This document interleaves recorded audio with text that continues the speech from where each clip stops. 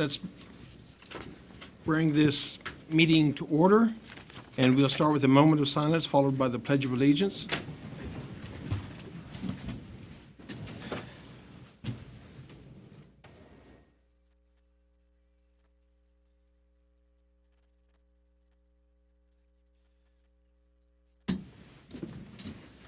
I pledge allegiance to the flag of the United States of America and to the republic for which it stands, one nation, under God, indivisible, with liberty and justice for all. And we will have public comments, and the commission requests that comments be limited to a maximum of 5 minutes for each person. Anybody with comments, please step to the podium and state your name and address. No comments? Going once? I was wondering. Okay, I was John Stewart on Spruce Street. I was reading an article in the J.C. Post, and Mr. McAllister was making some comments to Tui Terrell. And one of the things that I noticed in these articles, ones I've read since Mr. Smith's State of the City address, was this statement, "We are in this together." And I've thought about that for a while, and one of the things that I thought was interesting is that we seem to be all in this together when it comes to paying the salaries, like for the last city manager. But when it was time for us to get involved into the selection process and the hiring process, we were completely shut out.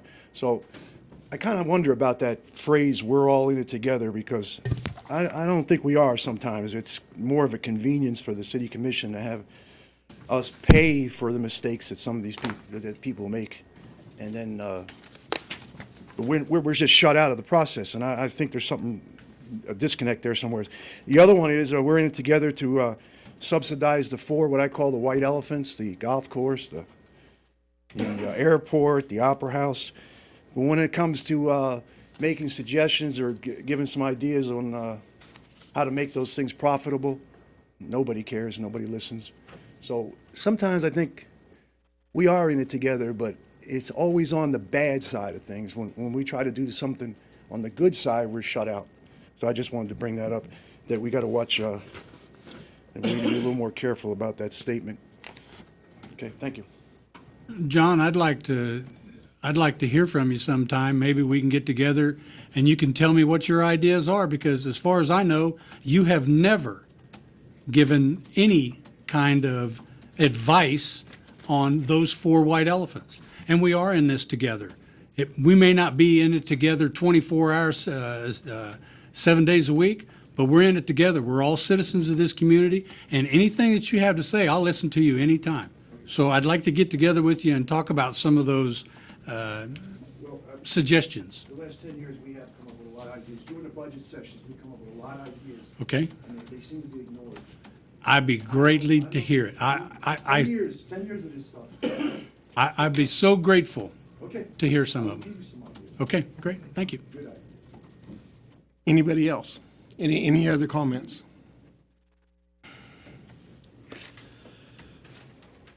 Then we will close the public comments and we'll move on to the consent agenda.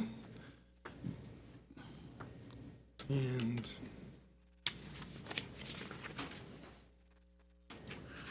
are there any questions on the consent agenda?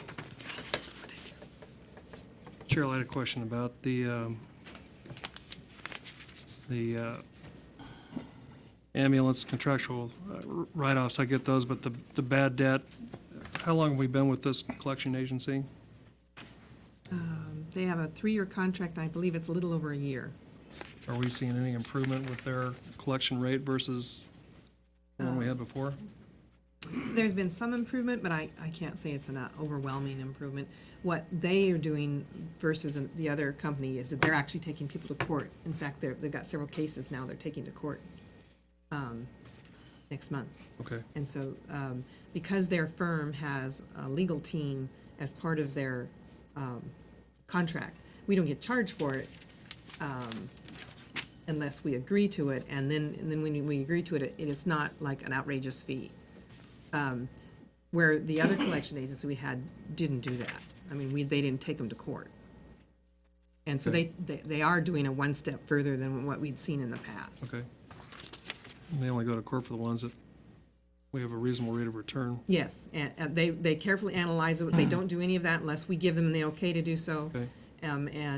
We carefully discuss it and review it with them before we would even agree to that. Sad to see us losing 20 grand a month on Well, some of those, services we were providing. and some of those write-offs are the insurance write-offs. You have to I understand recognize. that. I'm just talking about the bad debt only. Correct. Yeah. The insurance, believe me, I deal with Yeah, that. you deal with that every day. Right. And so some of it is insurance related, but How much we do for free. we are actively pursuing in any way that we can Okay. bad debt collection. Thank you. Not only just for ambulance though, it's across the board. Right. Okay. Water, wastewater, Fines and all stormwater, that stuff. wherever utility. And the We set-off actively program. pursue, and the set-off program. Our best alternative always is the set-off program, the state Kansas set-off program. Okay. It costs less, and the thing with Kansas collection is they will not, if we go through Kansas set-off program and they collect it first, they don't charge us, they drop it and don't charge us for that either. That was in the agreement.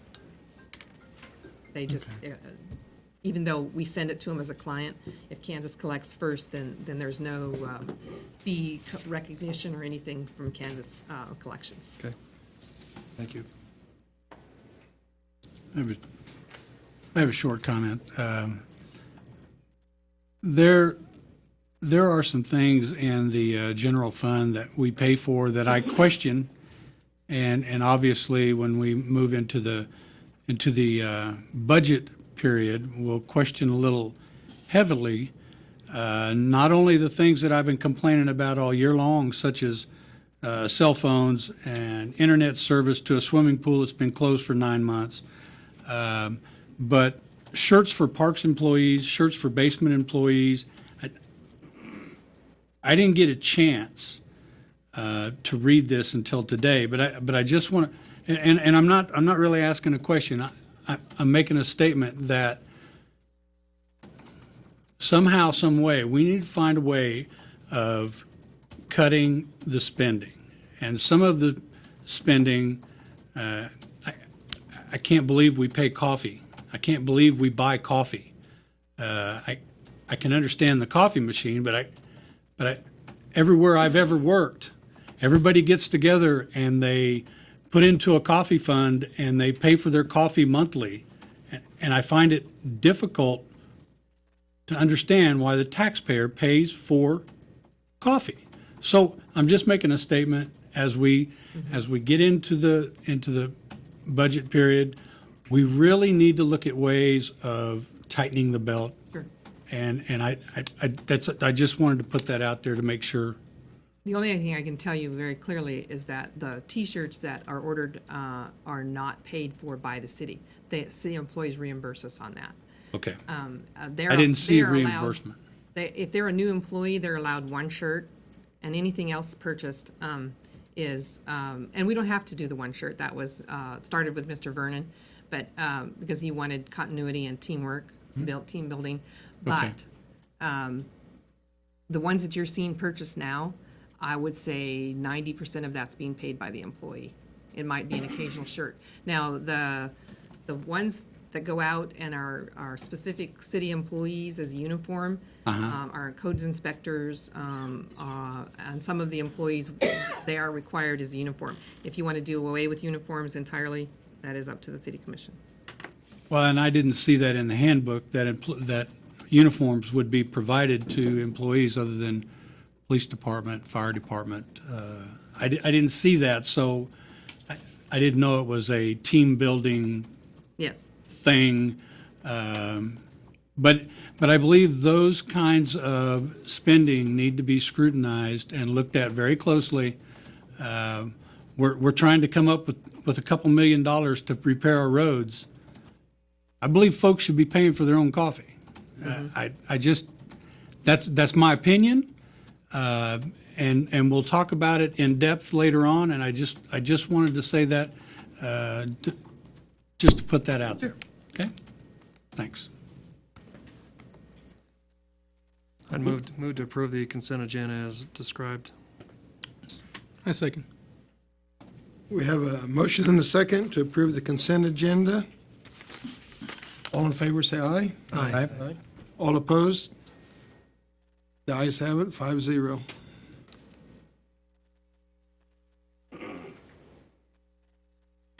Next, we have special presentations. We have 4 of them. I'll begin with Relay for Life proclamation.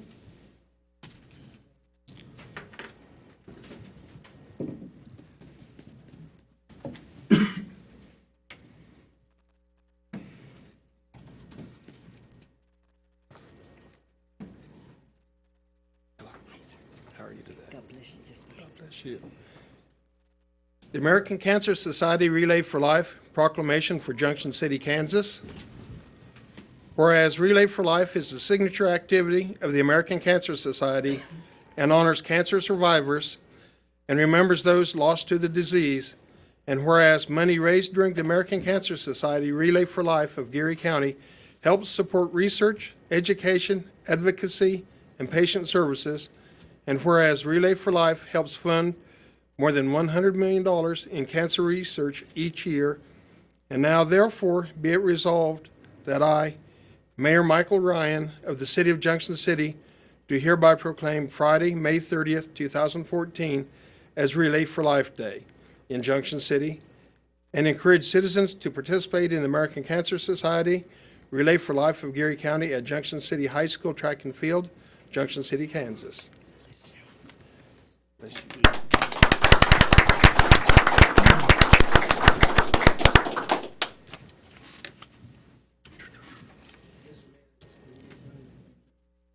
Certainly. while he's signing, I just want to make sure that everybody understands that you're all invited to come out and join us at the relay. What time is it again, Ms. Brenda? Relay will start at 7 p.m. We'll have a regular opening ceremony, and I believe Chief Brown is on board with the parade again.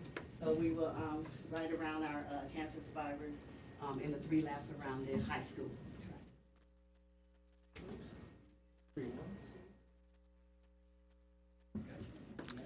So Glenda, I was so tempted to just photobomb you just then.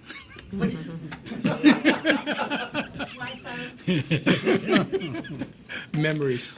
And what date is that? May 30th. May May the 30th. 30th, Okay. and I sent you the email, so, yes, I look forward to seeing all of you, whoever can make it out.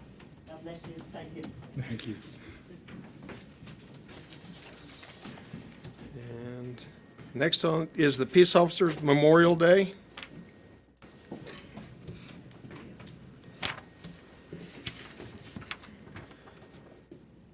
Tim, how are you? Fine, sir.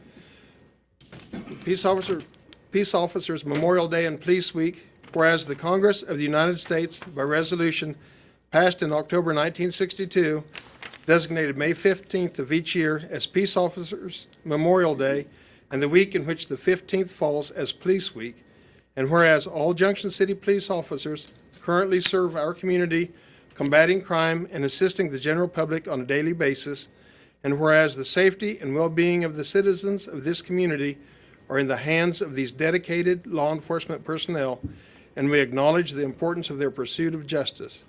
Now therefore, I, Mike Ryan, Mayor of the City of Junction City, Kansas, do hereby proclaim May 15th, 2014, Peace Officers Memorial Day, and May 11th through the 17th, 2014, Police Week. Further, by Public Law 103-322, it is directed that the flag be flown at half-staff on Police Officers Memorial Day. Given under my hand and official seal this 6th day of May 2014, Mayor Mike Ryan.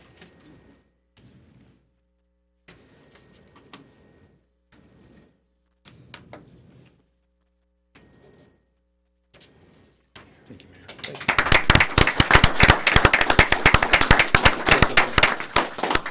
I'd like to thank the commission and the mayor for this proclamation. I just want the public to know that this is a very special week for law enforcement. For those of you who don't know it, just this past weekend, across the United States. There were a number of law enforcement officers that lost their lives in the line of duty, including 2 Alaska State Troopers on one day. Very tragic situation, and this kind of thing goes on to the tune of somewhere between 120 to 180 law enforcement officers every year. We ourselves lost an officer in 2001 in the line of duty, shot to death during a domestic violence situation. But it is well to know that we appreciate what you folks do for us, supporting us in our endeavors, and that we will continue to do the best job we can to protect our citizenry and make you proud of us. So thank you very much. Thanks, Chief.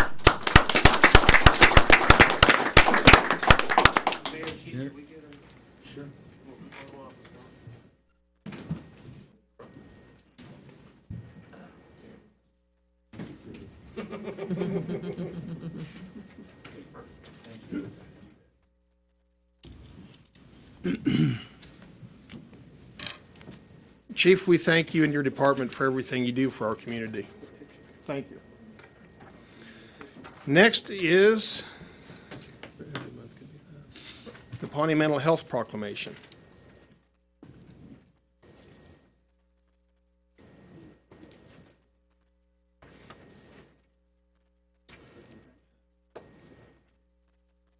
How are you, Joy?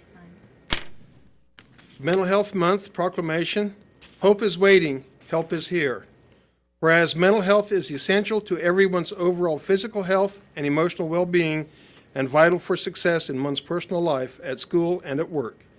And whereas mental illness will strike nearly 1 in 4 adults and 1 in 5 children in a given year, and whereas an estimated 2/3 of adults and youth who have mental health disorders are not receiving the help they need, and whereas mental health problems are as treatable as other health problems, and people who have mental illnesses can recover and lead full, productive lives. And whereas the cost of untreated mental illness is over $100 billion annually to American families, businesses, and governments, and whereas community-based services that respond to individual and family mental health needs are cost-effective and beneficial to the community, and whereas Mental Health America, the National Council for Community Behavioral Health Care, and their national partners, including Pawnee Mental Health Services and this city, observe Mental Health Month every May to raise awareness and understanding of mental illness and mental health.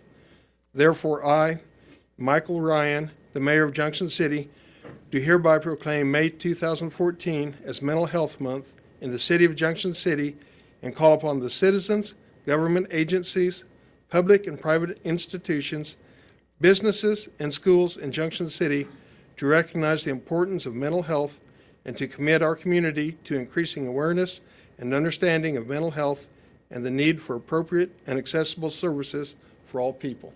Thank you. Thank you.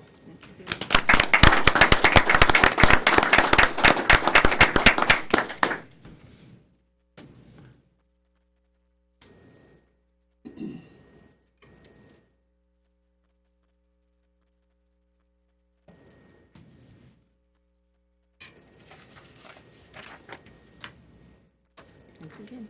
Thank you. Do you want to say a word? Sure. You keep that. I have one. Okay. I just want to tell you that as a board member of the Pawnee Mental Health Board, I go to a meeting once a month, and I'm very impressed with the progress in spite of the times of this organization, because you know that we've lost a lot of funding in the past couple of years for mental health, and yet this agency that services 10 counties has managed to add staff and help more people every month than the month before.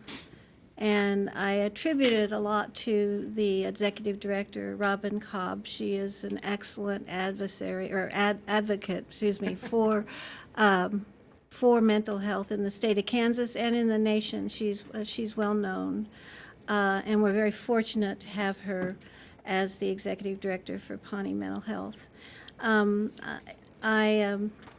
This is probably the topic that's most near and dear to my heart. Being a high school counselor for 34 years, mental health is always at the bottom of everything that seems to be troubling youth and adults sometimes. So please continue with your support of this organization. It's very much needed organization. Thank you. Thank you. Thank you.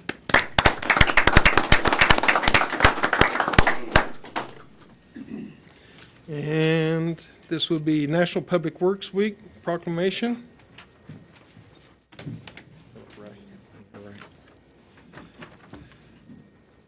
City of Junction City Proclamation, National Public Works Week, May 18th to the 24th, 2014. Whereas public works services provided in our community are an integral part of our citizens' everyday lives, and whereas the support of an understanding and informed citizenry is vital to the efficient operation of public works systems and programs such as water, sewers, streets and highways, public buildings, and solid waste collection, and whereas the health, safety, and comfort of this community greatly depends on these facilities and services, and whereas the quality and effectiveness of these facilities, as well as their planning, design, and construction, are vitally dependent upon the efforts and skill of public works officials, and whereas the efficiency of the qualified and dedicated personnel who staff public works departments is materially influenced by the people's attitude and understanding of the importance of the work they perform. Now, therefore, I, Mike Ryan, Mayor of the City of Junction City, do hereby proclaim the week of May 18th through the 24th, 2014, National Public Works Week in the City of Junction City, and call upon all citizens and civic organizations to acquaint themselves with the work and services in which our public works staff provides, and to recognize the contributions which our staff and officials make every day in bringing and providing safe, efficient, and quality public services. Given under my hand and seal of the City of Junction City, State of Kansas, this 6th day of May, 2014. And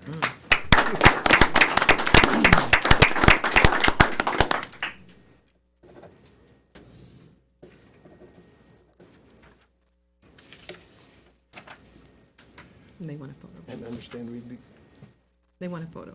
photo? All right.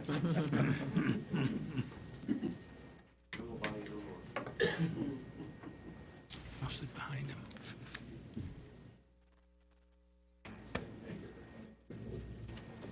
I think if I can't see them, they can't.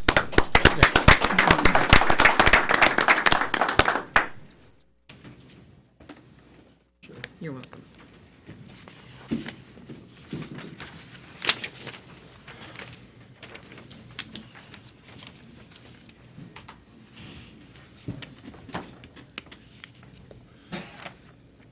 And now we will move on to new business. The first order of business will be the call center building, consideration of lease termination agreement, sublease commission agreement, and ACCT sublease. Good evening, Mayor and Commissioners. Katie Logan, City Attorney. I'm going to kick this off since I did the agenda memo that describes the three items that are listed, the termination agreement with Capgemini, a commission agreement, and a new sublease with ACCT. I thought I'd start it off, go through the agenda memo. There is a representative from ACCT here, Mr. Jimmy Griffiths. Obviously, the EDC is here, Susan and Tom, and we also have a representative from the Kansas Department of Commerce. So if you like, I'll start it off and go through the agenda memo. As you know, this building was originally built and funded for Capgemini back in 2007, and it was funded with an industrial revenue bonds, both real estate bonds and equipment bonds. The real estate bonds are still outstanding. The equipment bonds have been paid off. This was done as an economic development incentive for Capgemini. Originally, Capgemini projected being here, obviously, for a much longer period of time and to have a employment base here, but unfortunately, that did not work out, and Capgemini ceased operations in the building in 2009. However, Capgemini has continued to make the rental payments on the lease, as well as the certain clawback payments that they were obligated to make if they didn't maintain the employment base, which obviously they didn't. And so the lease has been, or the property has been vacant for some time, and I know both the city and Capgemini have been looking for tenants or subtenants for the building. And so very fortunately and very recently, Advanced Call Center Technologies came on the scene. I'll let Mr. Griffiths tell you about that company. But what they have proposed to do and what you have before you tonight is a lease for the building. It would be a sublease because the bond structure is still in place, so they would be subleasing the property from Spirit of 76. In order to sublease the building and take possession on June 1st, the first item of business that has to be taken care of is a termination of the Capgemini sublease, because otherwise that sublease continues through the end of this year. So as noted in my agenda memo, I've negotiated, subject to your approval, a termination agreement with Capgemini. The bullet points are the sublease will terminate on May 31st. Capgemini will deliver the property to the city in its as-is condition, and that includes all the personal property located in the premises. Capgemini will pay rent through the end of this month, and then it will make both of the clawback payments for the remainder of the term of the lease. $282,285 of that really became due in the end of December, so they owe that in any event. And then $287,000 wouldn't become due otherwise until the end of this year, but they will make that payment now as well. So they will be, but between now and the end of the month, they'll be writing a check to the city for roughly $570,000. And then, of course, that lease termination agreement is contingent on your approval of the ACCT sublease that's before you tonight, as well as ACCT's execution of that sublease.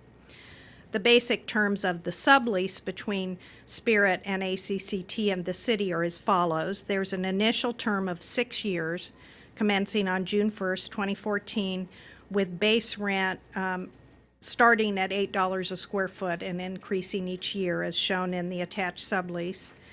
ACCT will initially lease approximately half of the call center building, and the half they're going to sublease initially is outlined in the lease attachment.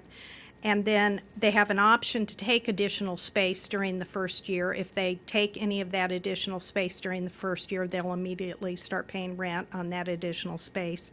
But after the first year, in any event, they will lease the entire building. The city is not required to make any tenant improvements for the building. However, the city has agreed to deliver the building in good condition, and that's going to require some cleanup work, which Cheryl Beatty can give you some additional information about. ACCT will pay for all non-structural maintenance costs and for insurance and taxes on the building. ACCT may terminate the sublease during the first 4 years if, despite sufficient business and after 90 days of effort, ACCT is unable to employ 350 full-time equivalent employees. Upon commencement of the sublease, the city will pay a commission to the broker who represented ACCT, and it's approximately $119,000. However, if ACC terminates the sublease during the 4-year termination period, any unamortized portion of that commission would have to be paid to the city by ACCT. And then finally, ACCT has 3 options to renew for 5-year terms each, with the base rent increasing 3%, 5%, and 6%. I'll move on to the effect on the budget. Assuming no early termination by ACCT, the ACCT base rent for half of the building, which is $192,000 during the first lease year, which is June 2014 through May 2015, will replace Capgemini base rent of approximately $164,000, which Capgemini would have paid for the remainder of this year if we hadn't terminated the lease.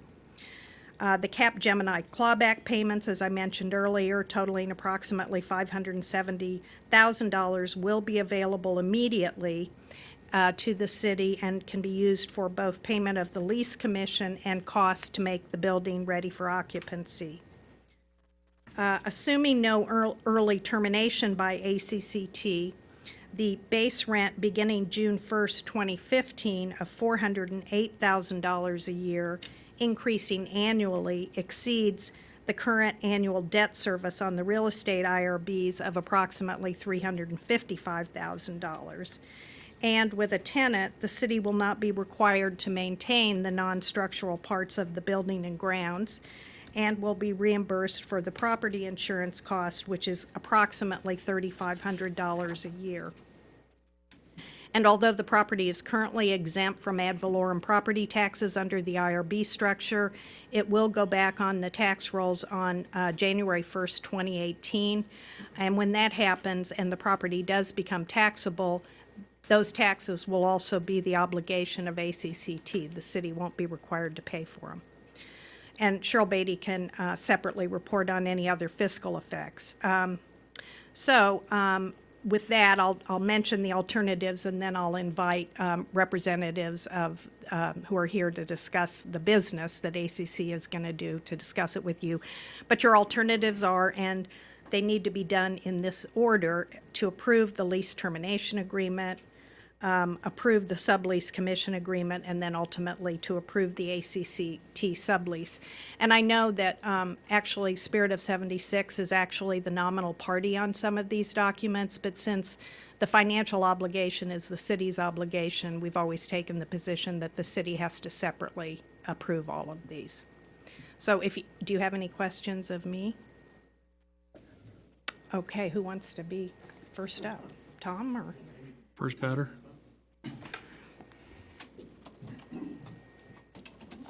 Thank you. As you know, this is a big deal.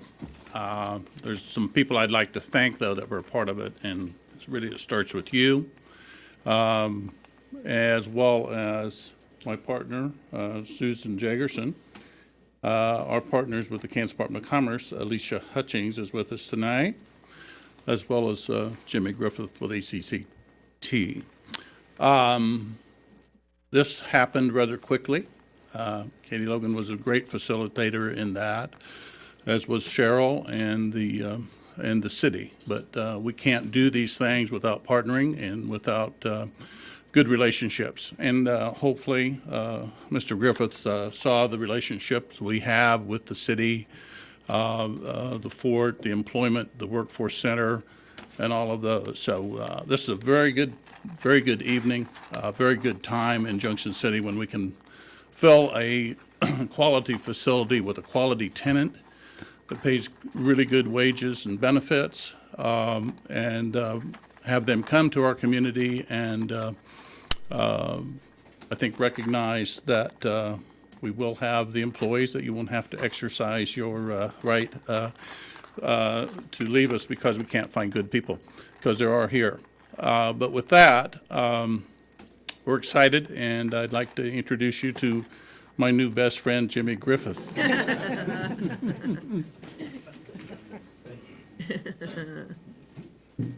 Good evening, everyone, Mr. Mayor, Commissioners. My name is Jimmy Griffiths. I am the Chief Financial Officer of Advanced Call Center Technologies. We are a outsourced customer care contact center business. We provide customer contact services for basically Fortune 10 companies throughout the world. 3 of our customers are one of the largest banks in the world, one of the largest telecommunications companies in the world, and then actually 2 of the largest financial services businesses in the world. We have 4,800 employees throughout 7 domestic call center locations. This is actually the 5th one of these meetings I've been to, going into new markets under scenarios pretty similar to how Katie outlined our lease structure. I am pleased to report that we've never exercised the termination provisions in any of our leases related to employment. And I'm also pleased to report that our initial need, I believe, is we're looking to hire 40 people starting on June 1st, and we already have over 100 applications for for those jobs. So we provide services for primarily inbound customer service. We do some email chatting, any kind of customer contacts with our clients' customer base, and we go throughout the entire customer life cycle from acquisition to ultimately retaining lost customers. And we actually do a small amount of collection work too. So if you need some help getting these guys to pay their bills, we might be willing to talk to you about that. I know this is a little bit of a unique situation. I've never stepped into a situation where another center has failed or has left the community. Generally, what we've done with our partner communities is rehabilitated an old dilapidated facility in our markets, partnered with the economic development folks, and did a deal. It sounds similar to what you guys did with Capgemini, and then have rolled forward. So I really appreciate the efforts on your behalf and on your city's behalf. We did put some pressure on this. We have a pretty big need with one of our clients to grow pretty substantially, and we were. If we could get out due to the weather over this past winter from Philadelphia to go travel to these locations, which we failed four separate times, kind of put some pressure on us on the back end because we really need to get started. And this process was probably the smoothest that I've ever been involved with any of the communities that we've been involved. So we are looking forward to, our goal is 650 employees over 5 years. I can tell you that in 2 of our locations, we had the exact same goal, and we exceeded that in the first 6 months of operation. I can't say that's going to be the case here, but I can say that over the next 4 months, we will have employed approximately 250 agents, and then also support personnel on top of that. So there's IT support, there's quality support, there's management involved. We are relocating our site director from our Sacramento office. However, she is from this area and has family in this area, so a relatively local person will be coming to lead that facility for us. And then we're looking to hire pretty much everybody else locally. So we do like to bring the leader in from that has worked with us in the past, just to set the standard for our culture. And her name is Rose Dean, and she's been working with us for 7 years. So I can't tell you how excited we are. You have a beautiful facility. People ask me, we were at dinner earlier, they asked me why Junction City, and I can tell you the first thing is the building. We've built probably 4 different centers, and this one really stands out. And so it's a beautiful facility. Hopefully there's not a lot of work. I don't think there's a tremendous amount of work that's necessary to get it in working order. And that was one of the qualifications that we needed, is we didn't have time this time to go through an 8 or 9 month process to do a rehab. We needed something that was pretty much turnkey and ready to go. And it sounds like we had a lot of parties involved, but we had a willing partner to terminate, and we're a more than willing partner to take over that space and be a long-term partner with this community going forward. So with that, I'll open it to any questions that you folks may have. And I will stick around afterwards, so if anybody wants to talk to me after the meeting, that'd be fine as well. Thank you very much. Appreciate it. Thank you. Thank you. I'd like to give Alicia Hutchings a moment to talk about what this means to the state and how they partner with us.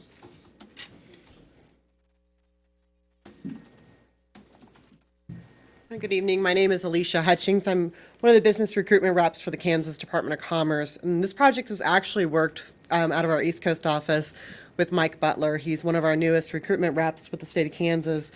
And it was so important for us to come here and show our support. Mike got held up in another meeting that he couldn't change, that one of us wanted to be here to show our support. It's been a long time. I've been out here many years to show the facility, so I'm very excited to see a new company coming in. I know that this is a great community, and a lot of people will be happy that they have an opportunity to have a job. So it's very important to the state. It's very excited about it, and we love to see jobs and grow. So and your team here is fabulous. So thank you so much. Thank you. Thank you. If you know of anything else, send it our way. Yeah. Yeah. This is a game changer. This is a shot in the arm for the community. We have a workforce that is in close proximity. There's a lot of people looking for jobs. This is an economic boom for the community. We appreciate you coming to Junction City, and I appreciate the hard work from the chamber and the EDC to get you guys here. I see great things happening over the course of the next couple of years, and we thank you for being here and welcome. Thank you.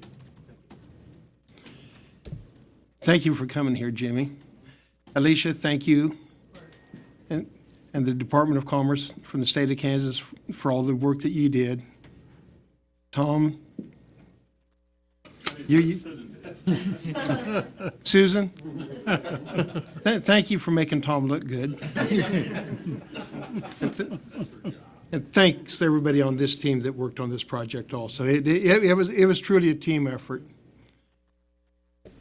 They even let me go along on one interview. Cecil was actually instrumental, Mayor, when he was mayor. Yes. He was first to meet Mr. Griffith, so. Yeah. Did you consider my resume? Yeah. We're all retired except for the doctor, and we can answer the phone if you're looking for employees. You won't be able to read what I write, though. So, are there any more questions? There's none here. I'll move to approve the lease termination agreement. I'll second. I have a motion and a second to approve the lease termination agreement. All in favor, say aye. Aye. All opposed? The ayes have it, 5-0. I move to approve the sublease commission agreement. Second. I have a motion and a second to approve the sublease commission agreement. All in favor, say aye. Aye. Aye. All opposed? The ayes have it, 5-0. And I move to approve the ACCT sublease. Second. I have a motion and a second to approve the ACCT sublease. All in favor, say aye. Aye. Aye. All opposed? The ayes have it, 5-0. Thank you. Welcome to Junction City. Welcome. Welcome and thank you.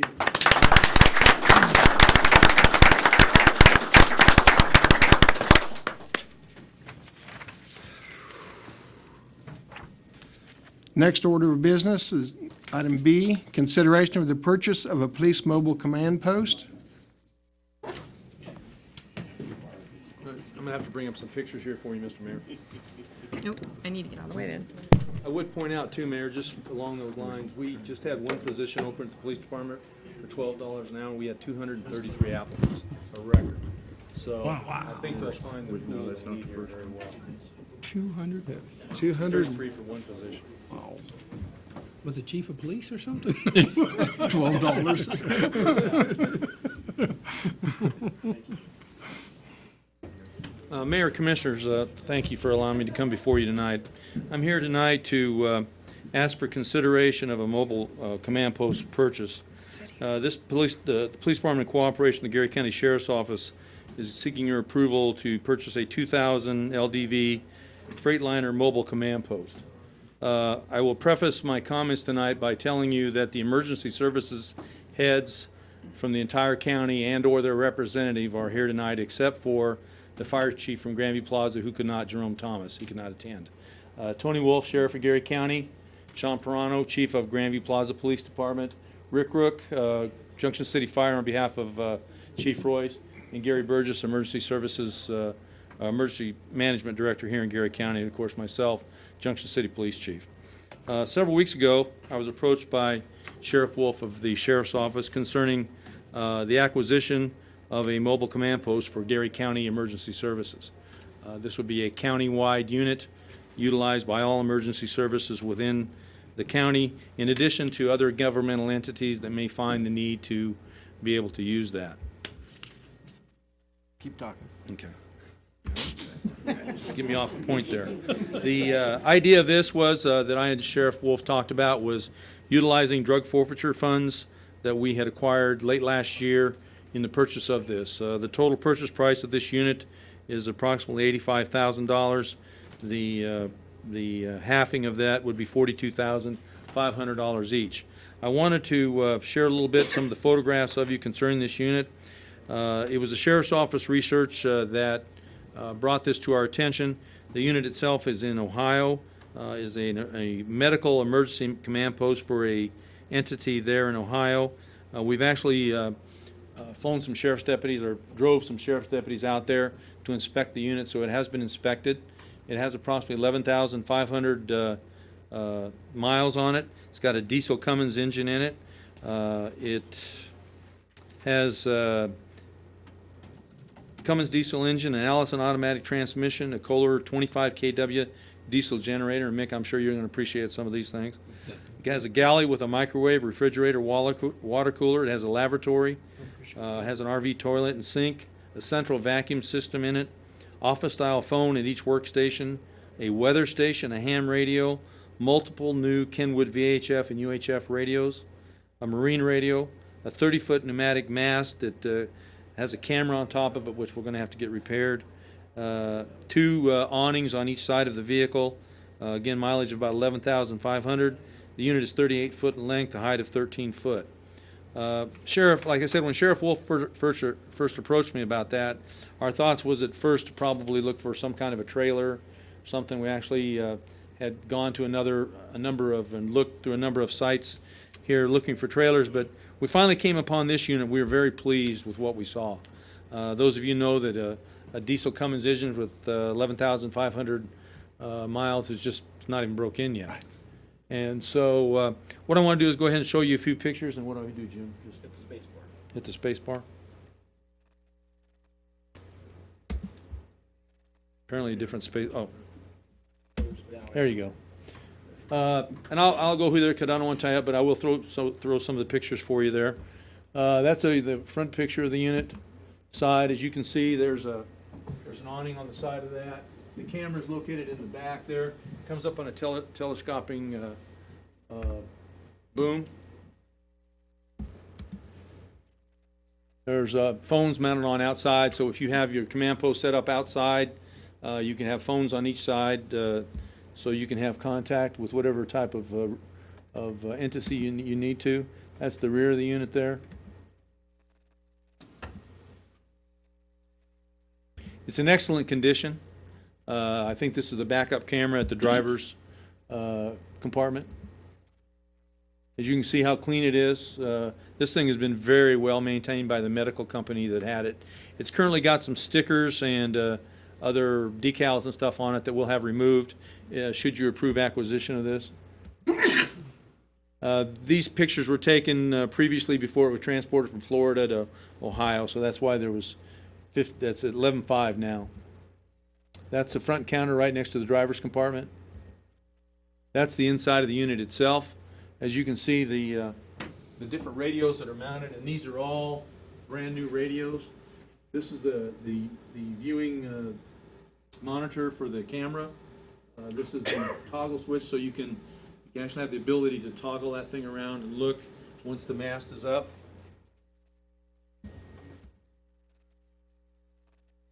That's a digital weather console that will be mounted in there to be able to identify weather issues.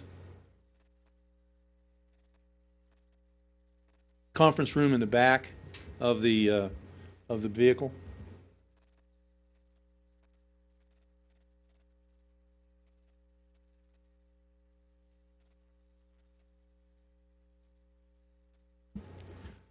Basically, Commissioners, it's our intention to go forward with this acquisition tonight with your approval. The reason that we'd like that is because there's been a number of scenes over the years, and probably one of the most latest would have been the drowning out at State Lake. And I think Commissioner Ben Bennett, and you should know, by the way, that this was overwhelmingly approved by the County Commission last week. Ben Bennett cited the time he was out during this tragic drowning that they had earlier this year and had to sit in Sheriff Wolf's pickup while the officers involved were in the recovery effort. There wasn't any place for him to get warmed up, and so this would offer that opportunity for that type of a scene. Myself, I could use it for crime scenes, major crime scenes. Right now, I would, for example, we had a homicide late last year in the 100 block of West 15th Street, 16th Street. My crime scene guys, they have a van. The van is not large enough, obviously, for them to do any work inside it. So they go into the crime scene, they gather the evidence, and they have to come back out, and try to sack that, bag that, do whatever they need to do with it on the tailgate or on the side of that van. This would give us the opportunity to have an office-type environment to do that evidence bagging and collection and so on and so forth, and not to mention if it's an opportunity to warm up. I would also think at the National Guard Armory scene where we had a homicide, I think it was about 2 years ago. That situation would have been perfect for this also. There's a number of applications that can be used for that. I think Gary himself, the fire department, when they had that fire down in the 800 block of North Washington, I believe it was in the wintertime, wasn't it, Rick? Would have been a good place for the firefighters to have been able to warm themselves up if necessary, and also from Chief Royce to have ran the fire scene. This will be funded by drug forfeiture money, by the Junction City Police Department, by the Gary County Sheriff's Office. We will fund maintenance of it with drug forfeiture money, and there's no anticipation at this time of utilizing any taxpayer money. This would be a great day if we could acquire something like this. It is our thought right now that it will either be stored inside the Sheriff's Office warehouse or the Junction City Police Department warehouse.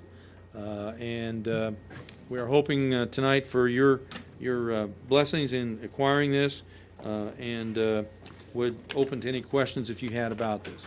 Yes, sir. I just had one. You had talked about there were some repairs needed to the boom or something, Yeah. What, sir? to the Camera boom. The camera. It has that mast on the back, telescopes up, and has an automatic button, and it goes up, and then it can look all around. And we did use something like that when we borrowed Riley County's back when we were in a bomb situation a couple of years ago, and they were actually able to. They were going to take the robot in to get some explosive out of and we were able to watch that from inside from a block away. So it was having something like that. We'd also use this for any type of barricaded subjects or hostage negotiation type thing. So the uses of this are endless, absolutely endless. what's the estimated cost for the repairs that are going to need? We don't know, sir. Our plan is if we're allowed to buy it, it should be back in Junction City by Friday.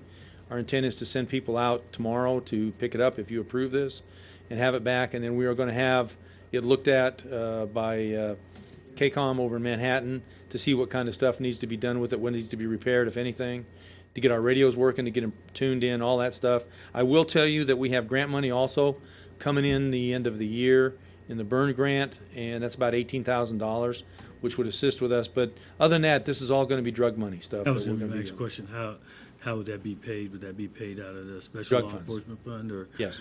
or maybe Special law enforcement and/or this grant money that we have. maybe Chief Wolf could just sell his vehicle since he won't have a need for it anymore? But I think that, again, that's one thing that we discussed, was not putting any burden on the taxpayers, and yet giving the county a resource available such as what I've described to you. And I think it would be a great day. We would never have been able to afford something like this, nor would we even have approached you about something like this with taxpayer money. It would have never happened. It's only through this very large seizure that we had last year that we are able to move forward with this acquisition. And I just think it's a great thing for us, and we would look forward to hopefully to your questions and approval if possible.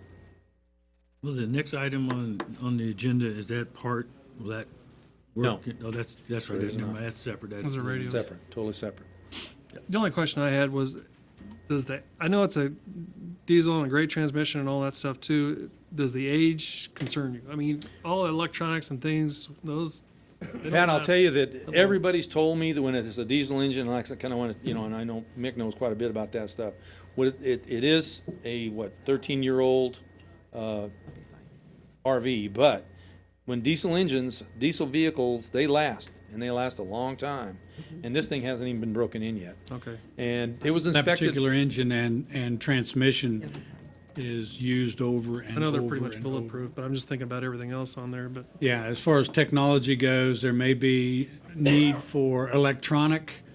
If you get Jim anywhere near it, he's going to want to put internet and cell phones, and It's already got it. so yeah, that would be the thing. The new technologies that like Fort Riley has out in their mobile command. And I would tell you, folks, that I think, and I'm probably being conservative, I think if we tried to go out on our own and buy something like this, it'd run us into $400,000 to $500,000 range. Yeah. Oh, yes. I think there's definitely a need for it. I think there's a ton of application around here, and I'd have no problem with this at all.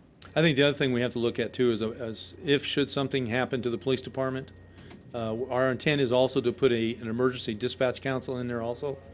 In addition to the one that we're now in the progress of mounting out at Fire Station 2, then we would have another one in the mobile command post.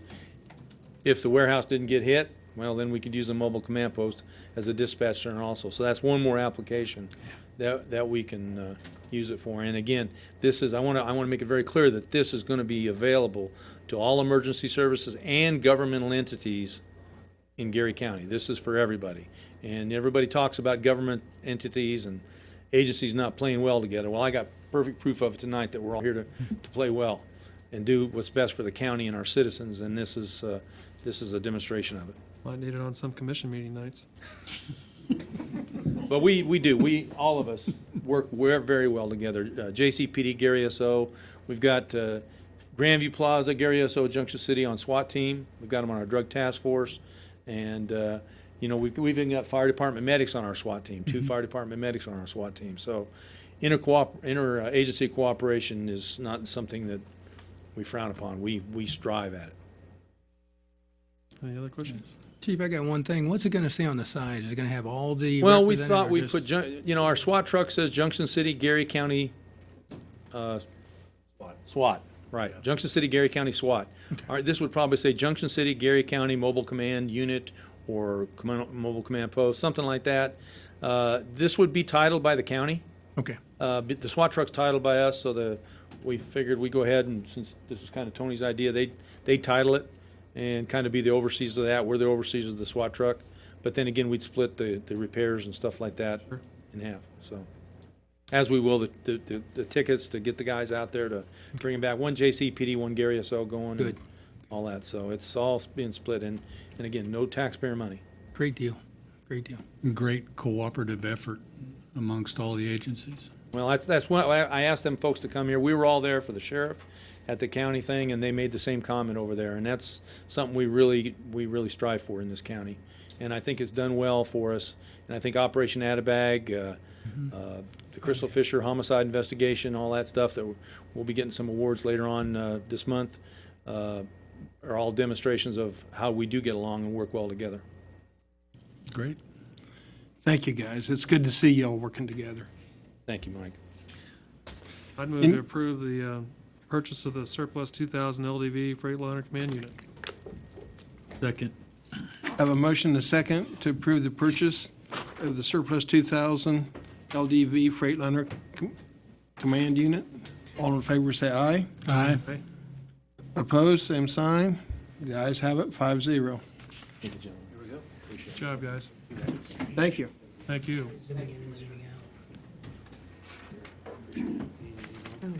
Good, thank you. The next item for consideration is consideration and approval of award of bid, Police Department Mobile Data Computer System with integrated camera system.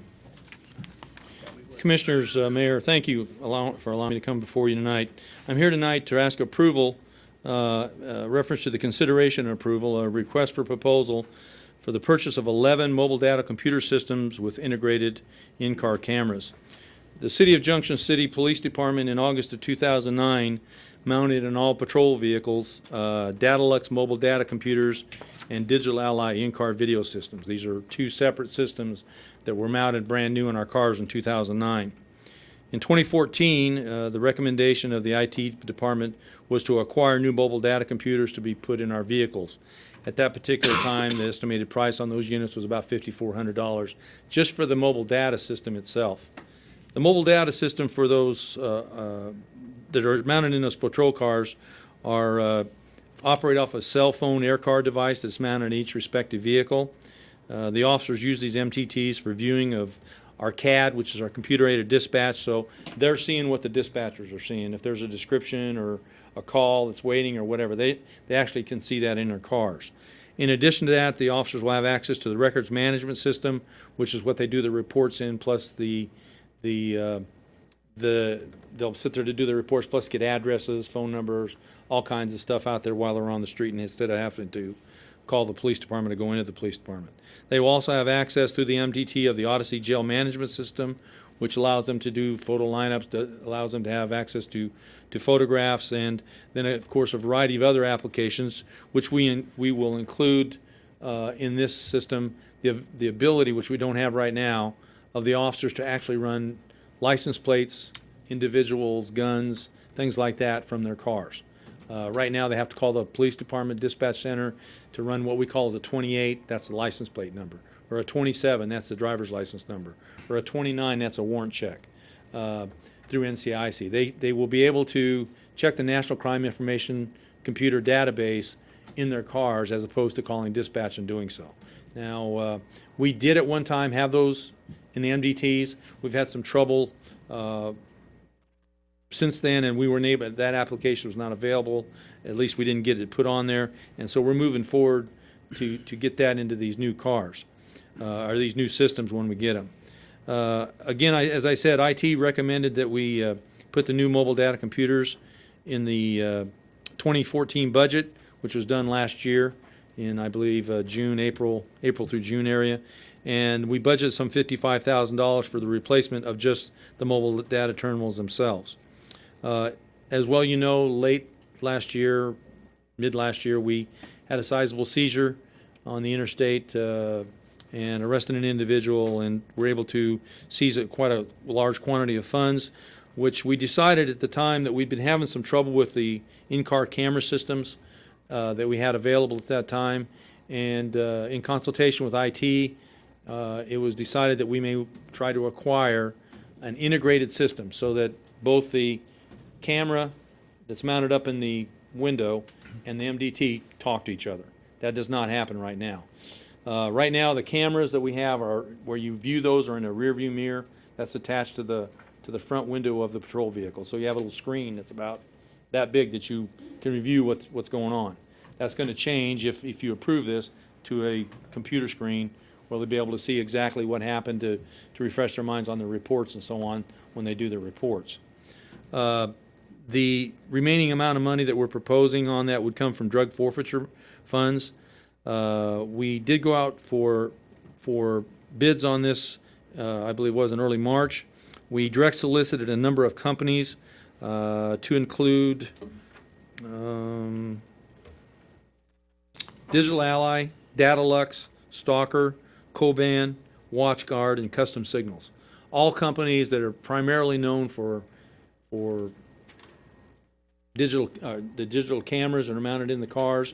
Datalux was our previous MDT vendor.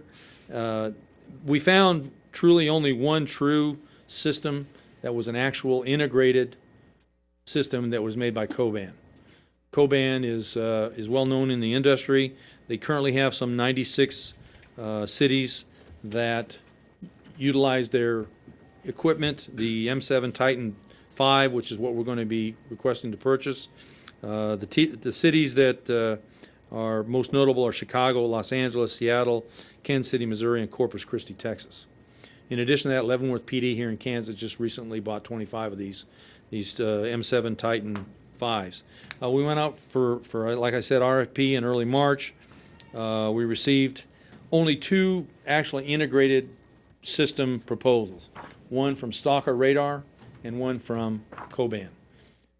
Stalker Radar proposed their camera system with an over-the-counter computer system, which was a Dell Inspiron computer that you could buy over the counter.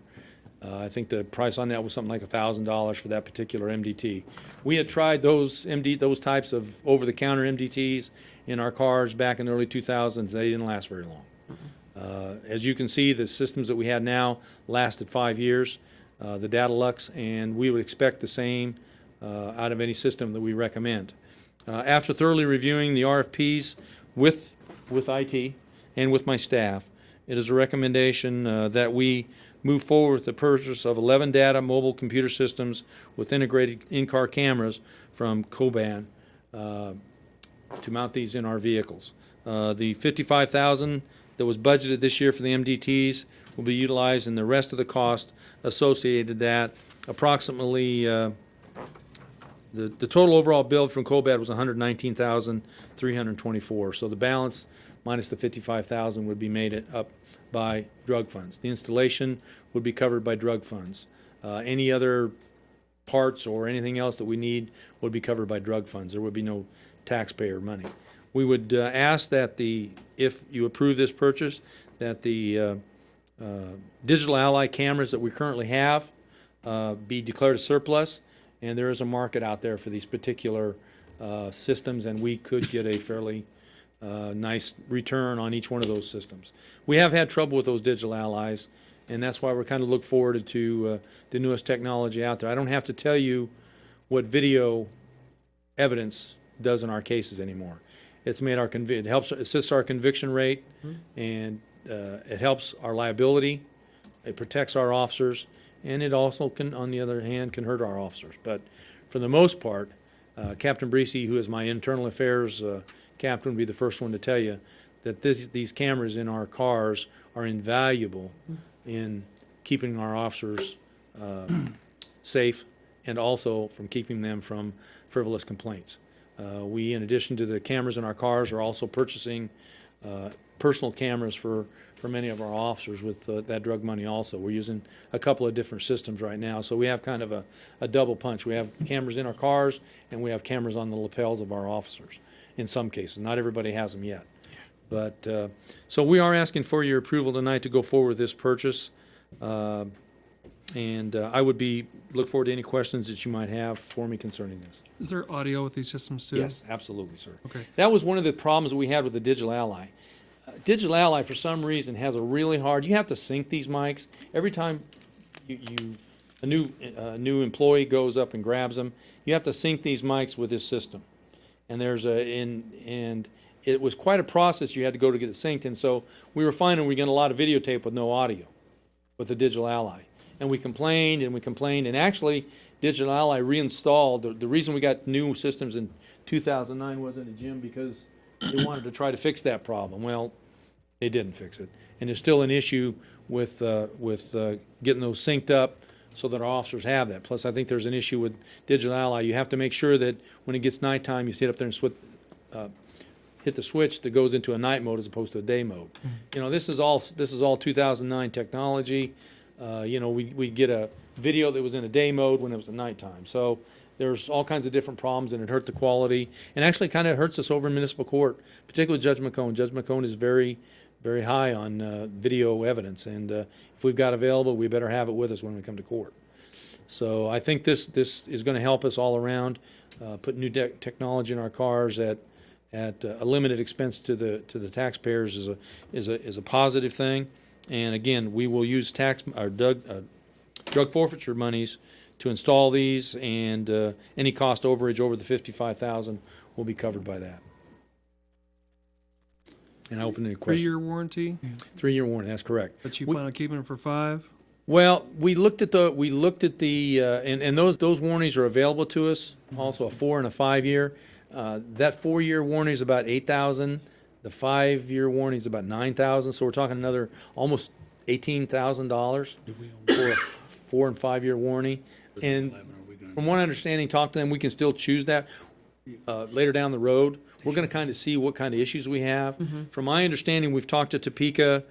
Captain Breesy talked to Topeka. We've talked to some of these other cities. They have very little problem with that. We've talked to our radio vendor, KCOM. They install them up in Kansas City for Kansas City, Missouri Police Department. They love these systems. And again, it is a truly integrated system. It's a COBAM camera. It's a COBAM MDT. So the first one's going to be mounted, if you approve it again, in our K9 car. So that'll be kind of the test car to start out with. But yes, it does have audio, and the clarity of this picture, it is, if my understanding, is in high definition also. So that's a good thing too. So Great. That's all I have. Any other questions? Chief, I forgot it. Installation. Oh, I couldn't read into anywhere, installations included. They're going to come install this, or do we No, try to no, install? we're going to have, they were going to charge us a considerable amount of money for that installation. Okay. We believe that we can get it more efficient through KCOM over in Manhattan. There are normal installers for this, and we're going to work with them. And that all cost is going to be covered by our drug money. Okay. And then one other thing, I hope it's all tied in here together. I was going to ask you at a different time, but with all these new systems, does e-ticket come with this also? Is what, sir? E-ticket, where we can No. write a ticket No, electronically? it does not. And I'll tell you why, because those e-ticket systems is something we're going to be looking at here, and I'm going to be coming probably forward in the next year or so with where it is our intent to use drug money. Correct. The sheriff's office and Sheriff Wolf left, but we want to replace our records management system, the jail system, over at the police department. With that, we are looking at also replacing the court software, and to do that, we also want to add DigiTicket.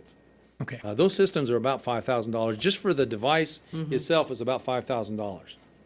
And we would need a minimum of 10, so that's 50 grand right there. Okay. But I think we have to have the software. Right now, our system, I don't think is, over at the police department, is compatible, nor is the municipal courts. It still will require double entry, things like that, and we don't want to do that. But actually, May 13th, we've got our first meeting with our consultant to start talking about changing out the software in the police department, in the county, Grandview Plaza Police Department, and in the court. We've got our first meeting with a consultant. We're going to move forward with this acquisition, again, with drug money.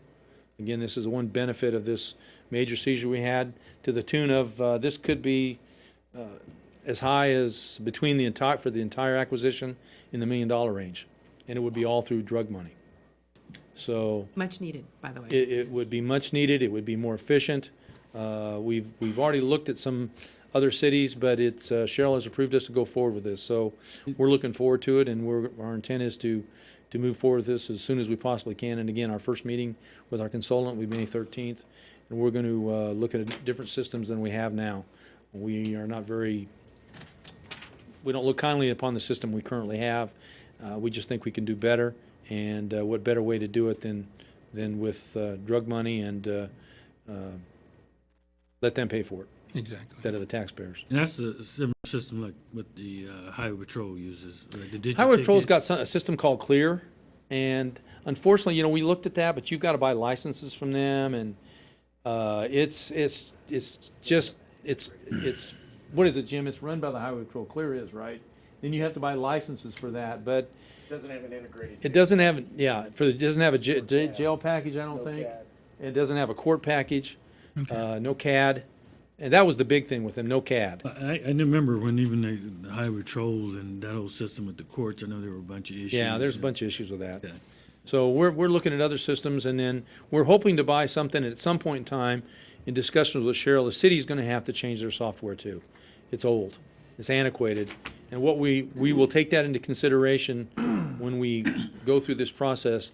That what we want to purchase would be something that the city could also use later down the road for acquisition of their business programs and their accounting programs and so on and so forth. That's going to be very important that we look at whatever we buy is going to be able to be integrated, or so we're going to have Cheryl's in on the process, the court in on Tyler. I mean, we're going to have everybody in on it. We're going to do this right. And so we're going to be moving forward with that down the road. But the DigiTicket, sir, to answer your question, is not available. We're going to have to change everything else out first. All right, thank you. Even though that's something great, because I really want that myself. I do too. All right, thank you. One other question, Chief. You're asking for 11 of these co-band systems? Correct. How many total are you going to need over the course of whatever time that That's is? it. Just That's all we're gonna 11, need, that's just all 11. Mm-hmm. It's going to mark all of our marked units. Okay. And one for our SWAT truck. It's almost a necessity to have one in the SWAT truck, obviously for the liability issues of getting the video. The second thing is we need an MDT in there because sometimes we have covert cameras placed at certain locations, and the SWAT team can actually watch the location we're going to when from the SWAT truck as they're going up to it. So we want to have an MDT in there also, so they can have the pictures available to them, whatever. We've got, I think right now, 10 marked patrol cars, and then the SWAT truck. Okay. So That What would about be for the your entire. new companion post truck? Do you have one for that too? Probably not. Thinking That's you something we'll have to, we hadn't even thought about, to be honest with you, Pat. We just hadn't even thought about that. I'm not sure. I don't know if we. Just wondering. Yeah. I just don't know if we'll need that. It's something, hopefully that camera that we have on top, if we get it fixed, it'll be able to do everything we need. Okay. Yeah. Because that is a video recorder. Right. It's a VHS right now, so we're gonna have to look at changing that to a digital type one. And we'll, like I said, it'll have that capability. Sure. So. Okay. Any other questions? What's the will of the commission? I move to approve the purchase of 11 Coban mobile data computers with integrated in-car camera systems. Second. Good. I have a motion and a second to approve the purchase of 11 Coban mobile data computers with integrated in-car camera systems. All in favor, say aye. Aye. Aye. Opposed? The ayes have it, 5-0. Thank you, Commissioner. Thank you, Chief.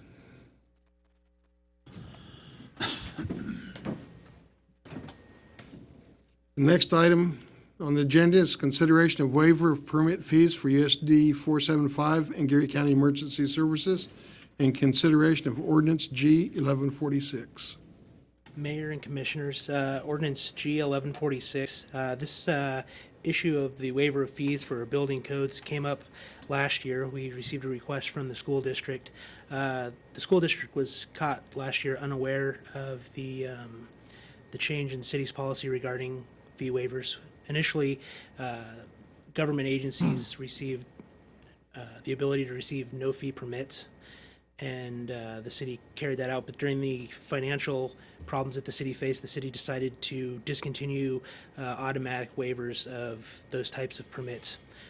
We discussed in August whether the commission would like to keep the complete waivers in place, have kind of an adjusted amount for governmental entities, or, say everybody is going to pay their permit fees. What was ultimately discussed at that commission meeting was, due to the fact that some funding sources are kind of gray areas. You may have, a non-governmental organization working with something else. What do you do in that situation?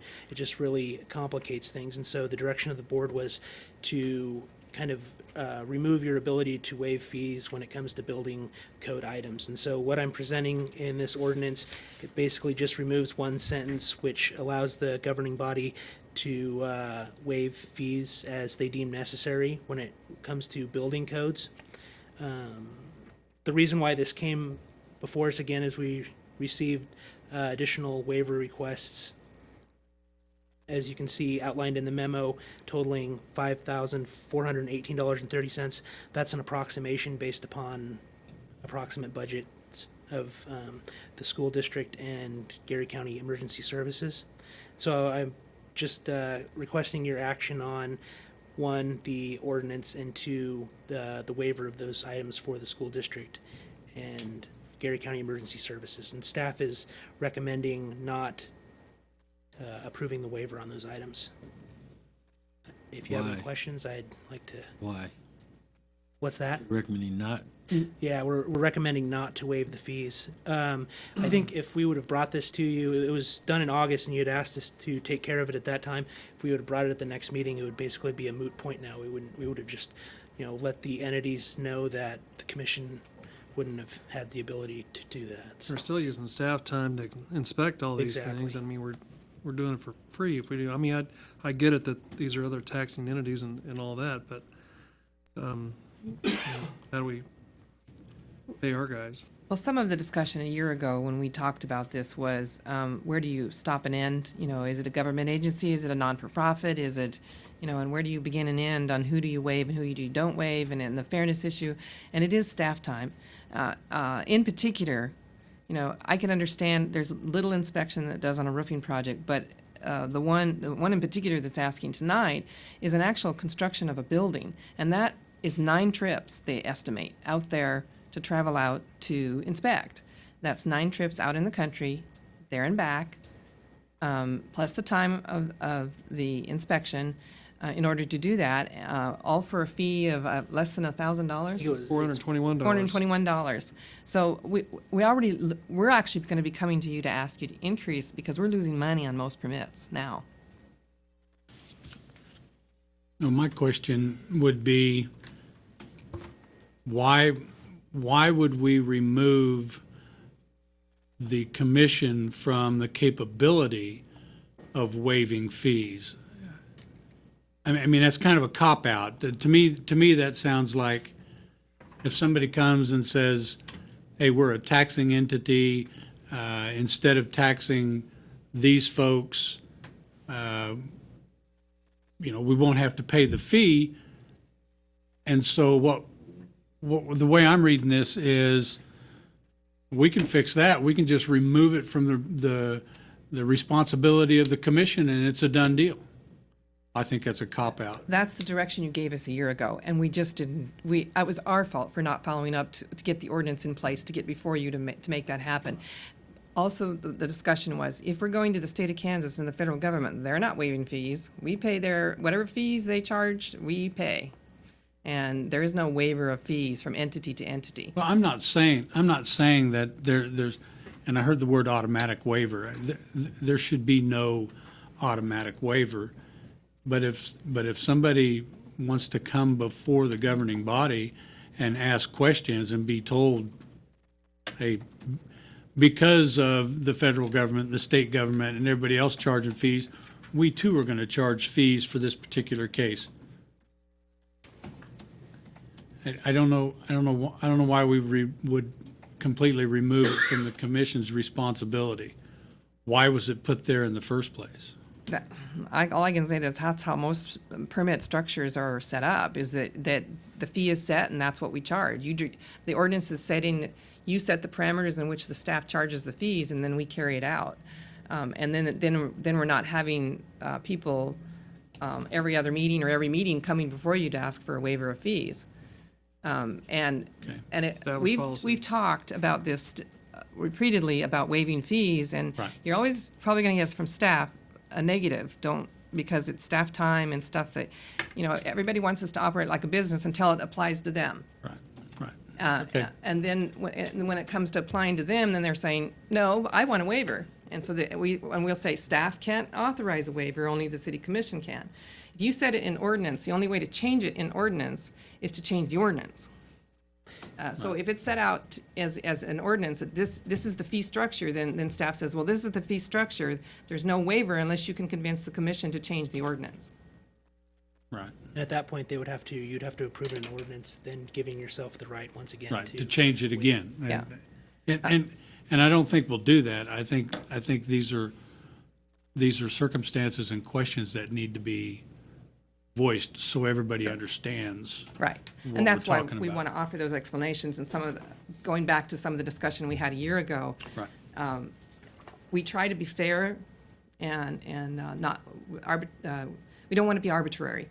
To say to one citizen, yeah, you might get a waiver, and to the next citizen saying, oh, no, you're not going to get a waiver even if you try. And, that puts us in a bad situation, staff in a bad situation, but it also puts you in a bad situation. Because then you set precedent, well, you waive one. You gave it to so-and-so, why aren't you giving it to me? Yep. Exactly.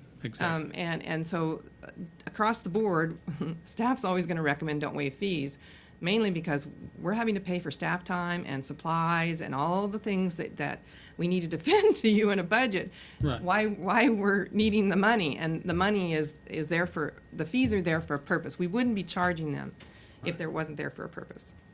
And policy's good. Yeah. Across the board, policy's good, and I just want everybody to understand. And starting back when I was hired, that was one of the key goals was getting things to be fair across the board, because there was a lot of favoritism in prior management, and people didn't like it. They want to know that their government is fair and equitable. When's the last time a fee review has been done with the codes department? Years and years and years. I know they're about ready to present a new charge structure they want to bring before to you. We had delayed it because the idea was to get it all put together after the state of the address thing, and then do it in one big resolution, which we still can do as one big resolution for all departments. But what I would suggest that we do is that we do a fee work session about fee reviews for each department, and so that you would have get an idea of what we're talking about, and then we'll move forward with fee structure changes. Okay. But most of these have gone to a one resolution, once a year review of all fees. And then you're not changing an ordinance and publish it in the newspaper, which they don't like, but that you have to change it by ordinance every single time. You just do it by a fee resolution once a year. You review your fees. Right. Okay. Excellent. In response also, Commissioner McAllister, your comment about if you remove it in the ordinance that says, no, you're not going to take questions about waivers, and somebody wants to raise that, they come to you and ask you to pass an ordinance to put that waiver option back in. That changes the tone of the debate.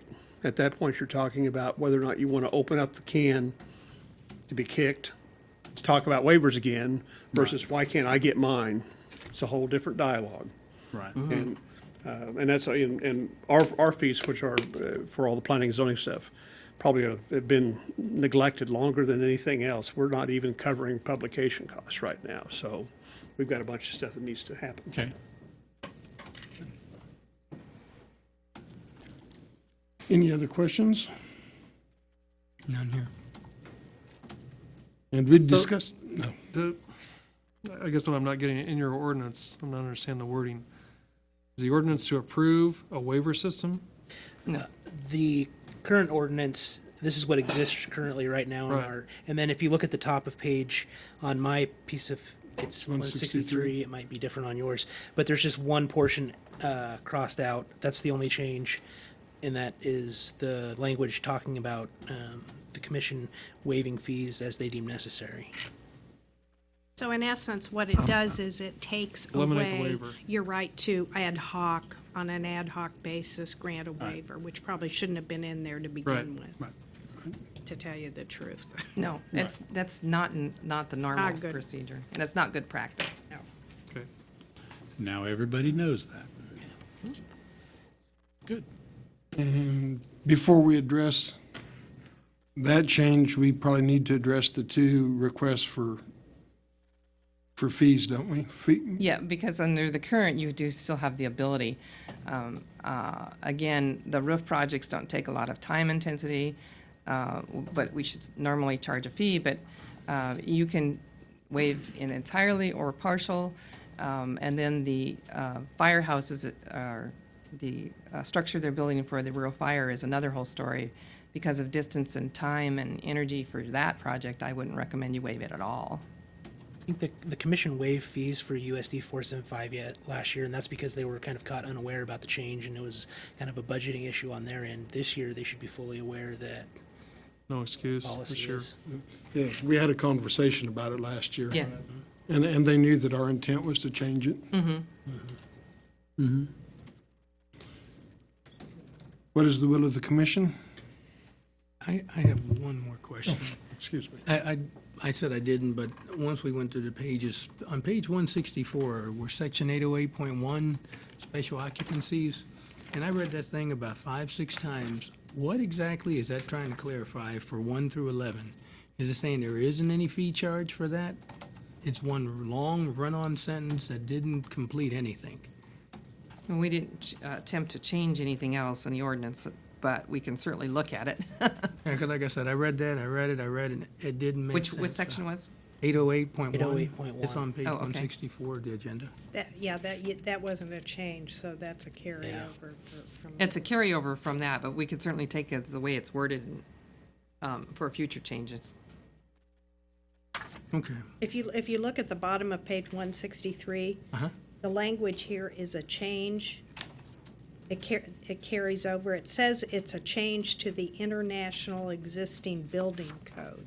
Correct. So, for whatever reason, this section is in here to change something in the international building code, but Okay. I don't know. I think when they looked at these, they looked at probably the existing city code, and then they looked at the international building code, and they took the pieces that they liked from our existing code and, put the document together so that it worked well for Junction City. Okay. And I believe what this is saying is if an existing occupancy is changed to any one of these 11, that the electrical wiring has to Be updated. be updated to the code that is applicable to that, either the hazardous location or the place of assembly or theaters. David, look at the bottom of 163 and then. What those sections in the existing code are doing, when you adopt the building codes, you have the option to adopt it as published, which is a model national code, and what most communities find out in going through certain sections of that, certain standards that are used in other parts of the country have no applicability here. Okay. And so you have the option to go in and make certain changes but you've got to be very specific.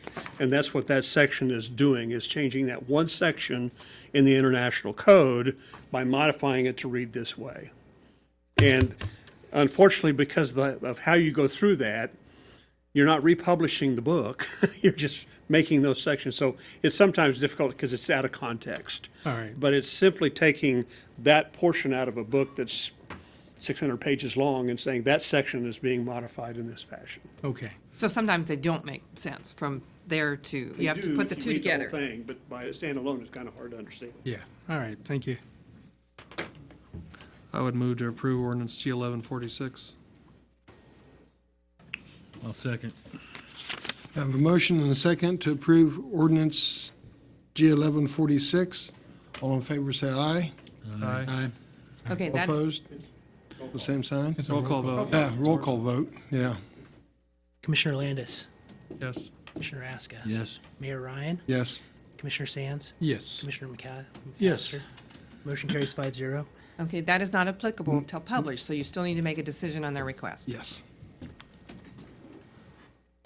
And now that we need to make a decision on the request, we want to consider Geary County Emergency Services separate from the school. I would suggest you do. What is the will of the commission?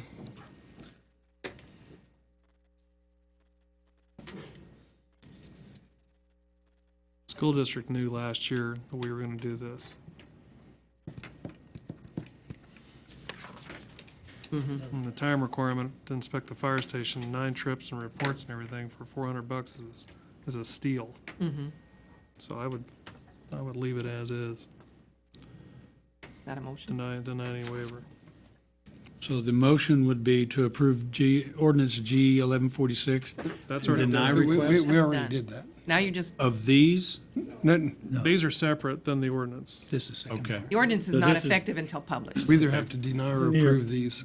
Okay, these are separate, okay. If you take no action on the item, it would, in effect, Yeah, but if Would you, be if you in place. take no action, you kind of leave it open. Oh, No, we need to, I would Yeah, say let's it'd be close better it. to just take action on it and deny the request. Your motion is to deny the Deny request. the waiver. waiver.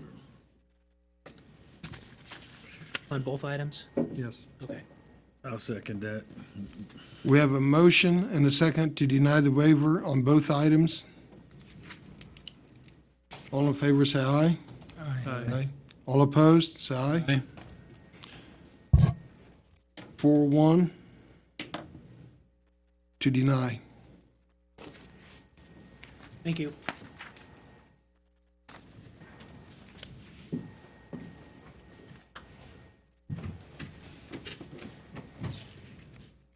Next item is consideration of lease purchase agreement with Santander Bank based on April 1st award of bid by the City Commission and supporting documents, the escrow letter, and IRS Form 8038-G.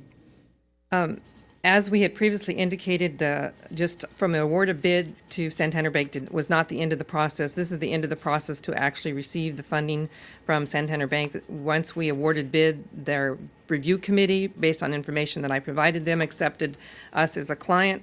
They in turn sent the documents, what's called a master lease purchase agreement, which, as you can see, is lengthy, but that contains all the legalese for closing the agreement, for funding the equipment that we were purchasing through for Public Works. Included on that is the acceptance of the agreement and the resolution R 2754. What is the will of the commission? Do you have any questions? Any questions from anybody? That was a very difficult read. It was. Yes, it was. Especially when you think about all the times you get assigned your name. Yes. And to think that I heard city attorney and I had to read it too.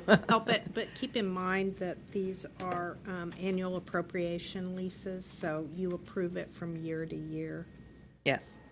It, And if you'll recall from another incident that we had just last month, the reason they have these agreements in place is so that it ensures that staff has brought it before you and that you are approving it by resolution and master lease agreement so that we don't get any misunderstanding who owes what money.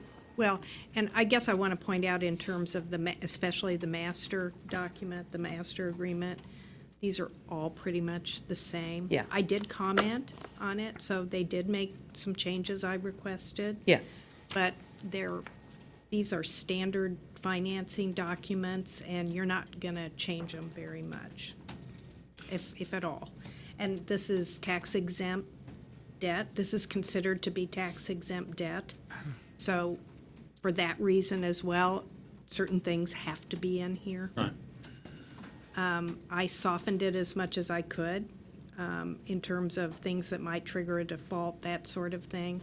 But at the end of the day, it's an annual appropriation lease. If you can't afford it anymore and you don't, approve the next year's payments, you have to give up the equipment, but you're not obligated to pay it off. There's no acceleration clause for default in this kind of a lease. Your professional recommendation? Oh, I would say if you're going to do lease purchase financing, Do it the annual. accept this document because Okay. they're all going to be the same. And all the frankly. banks knew that when we put out the RFQ. It had to be a standard lease agreement. Yeah. And although I made a comment about all the signatures, having the documents to back each other up makes good sense and it's good business. Yes. And these,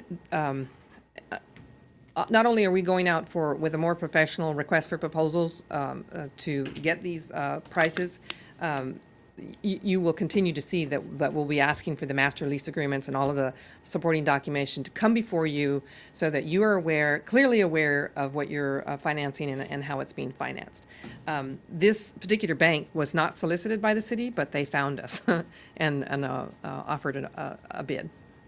So And a good bid. A good And a good interest bid. rate. Called $20,000, wasn't it? It's a good bid. Good interest It's a very good bid. Yes, okay. What is the will of the commission? I move to approve the master lease purchase agreement, resolution number R2754, and supporting documents for lease purchase financing from Santander Bank. Second. We have a motion and a second to approve the master lease agreement and resolution R2754 and all supporting documents. All in favor, say aye. Aye. Aye. All opposed, say aye. Pass 5-0.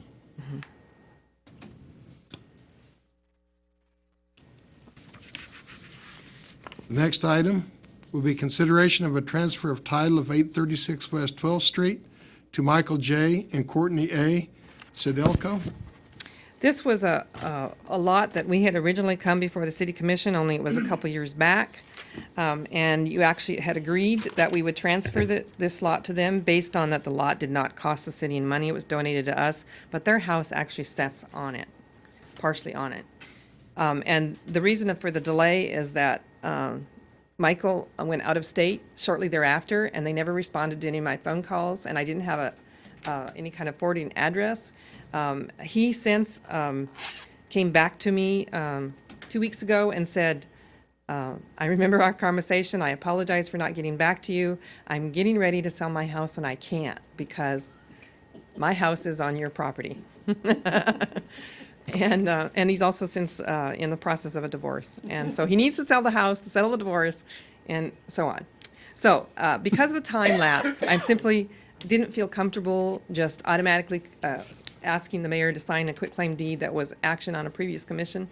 Therefore, Katie and I agreed that we should bring it right back before you and that you're agreeing to quitclaim deed Lot 11, Block 15 of Cuddy's Addition to Michael and Courtney Sedelko. So basically, this puts this property that isn't on the tax roll on the tax roll. It is not currently on the tax roll. This will get it back on the tax roll. How did we come into possession of this? It was a demolished property that the city, when the people didn't do anything or pay for it, they gave it to us. It was given to the city years and years ago, is what I found out from research. Yet there's a house on the property that's. Yes, and I don't know, it must have been an awful small house, is all I can say. But somehow we ended up, we cannot find record that the city bought it or it was just given to us. As far as the title, in the title work, that's what it looks like. Somebody just gave it to us. With their house being on it, partially on it.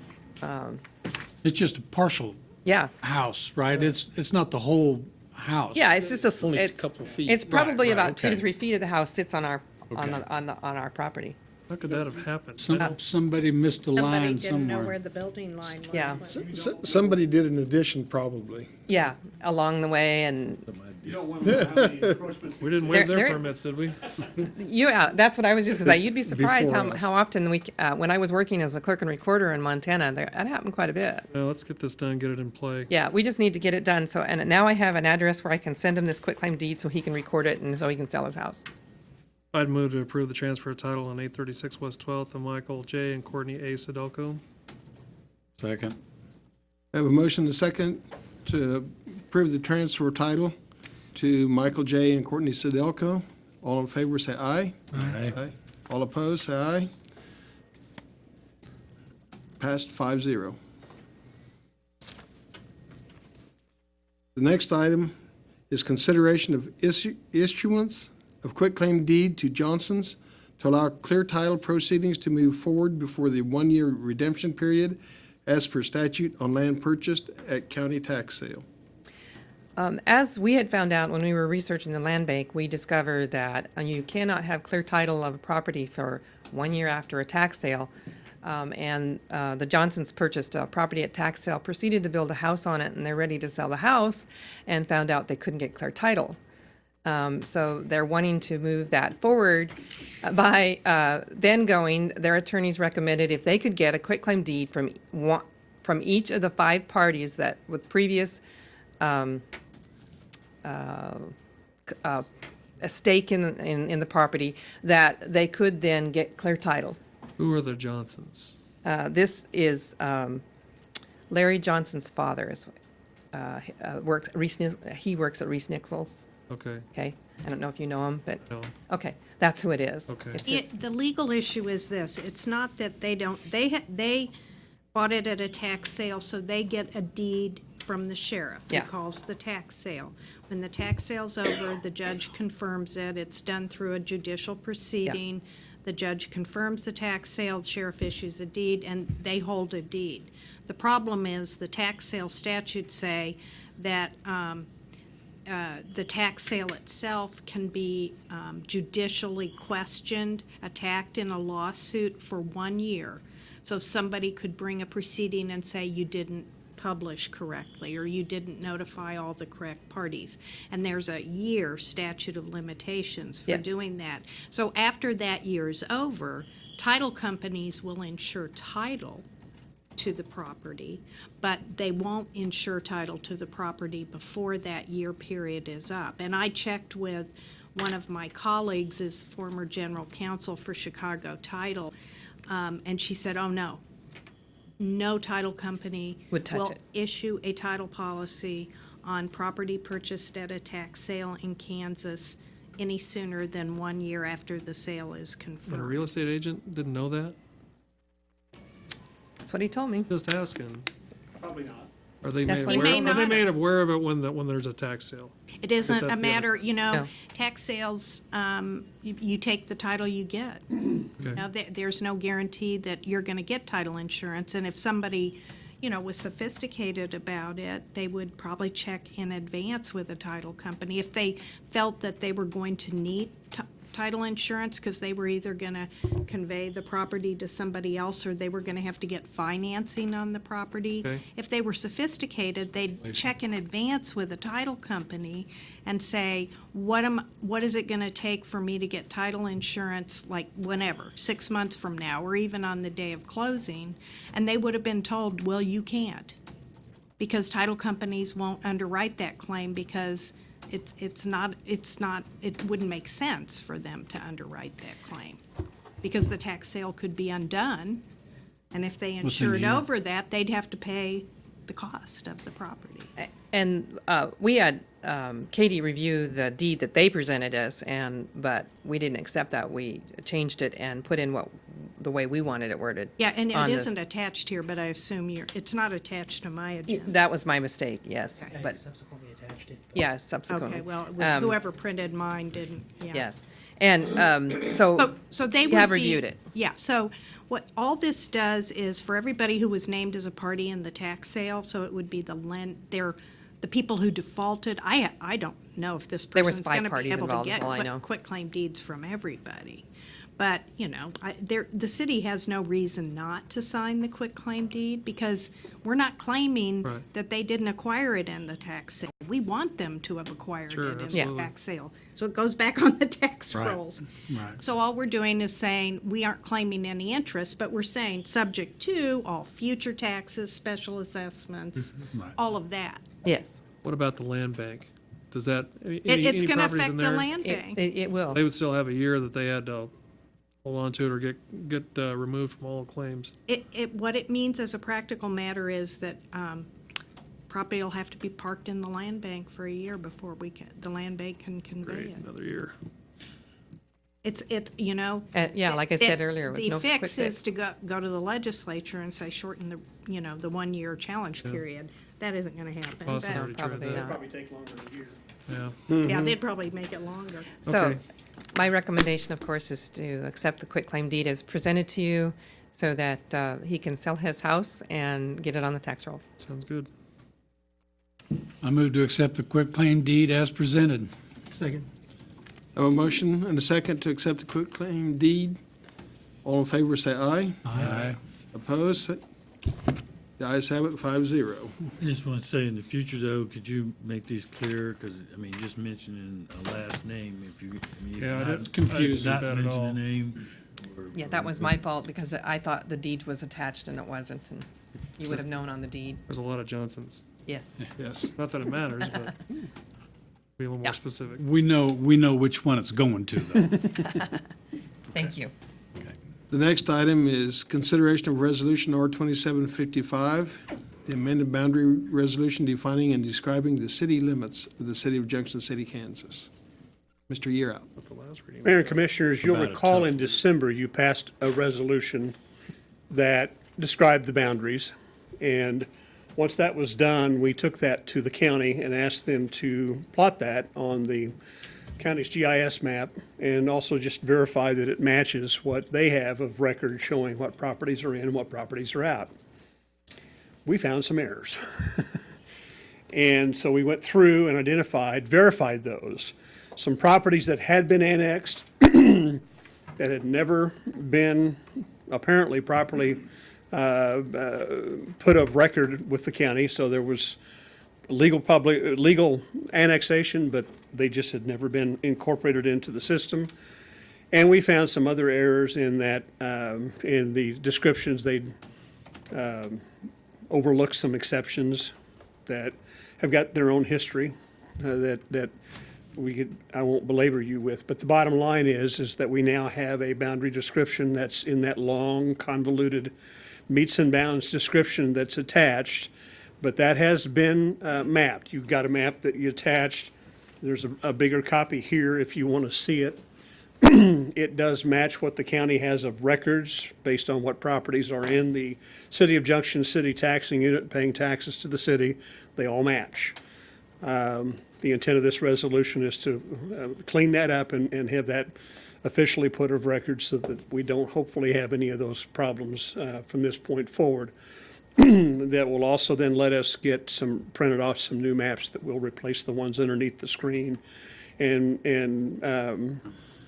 we even looked, and I think one of them was like 1975 or something, and it's woefully out of date with the city limit boundaries. So that's moving forward with what that's about. This will help clarify on everything we do from this point forward precisely what's inside the corporate limits of the city. The only question I had was when I was looking at those maps, there are some very distinct islands. Yes, there is. And it really stood out.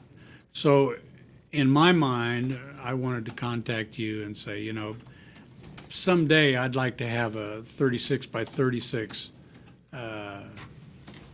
drawing of a map. We can get this printed off for every one of you if you want it. I'd like to have that at home on my whiteboard, so it would be a quick reference. Yep. Because it's a little difficult to see everything on an iPad. Yes, we understand that, and we can. Islands really stand out. Yes, yeah. And unfortunately, most of the islands are a lot of public right-of-ways. There's a couple others that are private property that just digging through trying to figure out why was this one left out. Well, there's a backstory to it. To me, the most unique one is, and we all know it, you see the little AT&T commercial building south of the radio station along Sandusky. Is that the road you're on? That is not in the city. Everything around it is. And I asked why. Well, when all that land was platted and annexed in, that was all one farmer's property, and that's what was included in the plat. That little 100 by 100 square was excluded because AT&T already owned that, and they just forgot about it. Everything was processed, excluded that, and so you get the little tiny hole over there. And those are among the types that we clearly wanted to address when we begin the annexation process. Right. Yep. And that's why I'd like to have that Yep.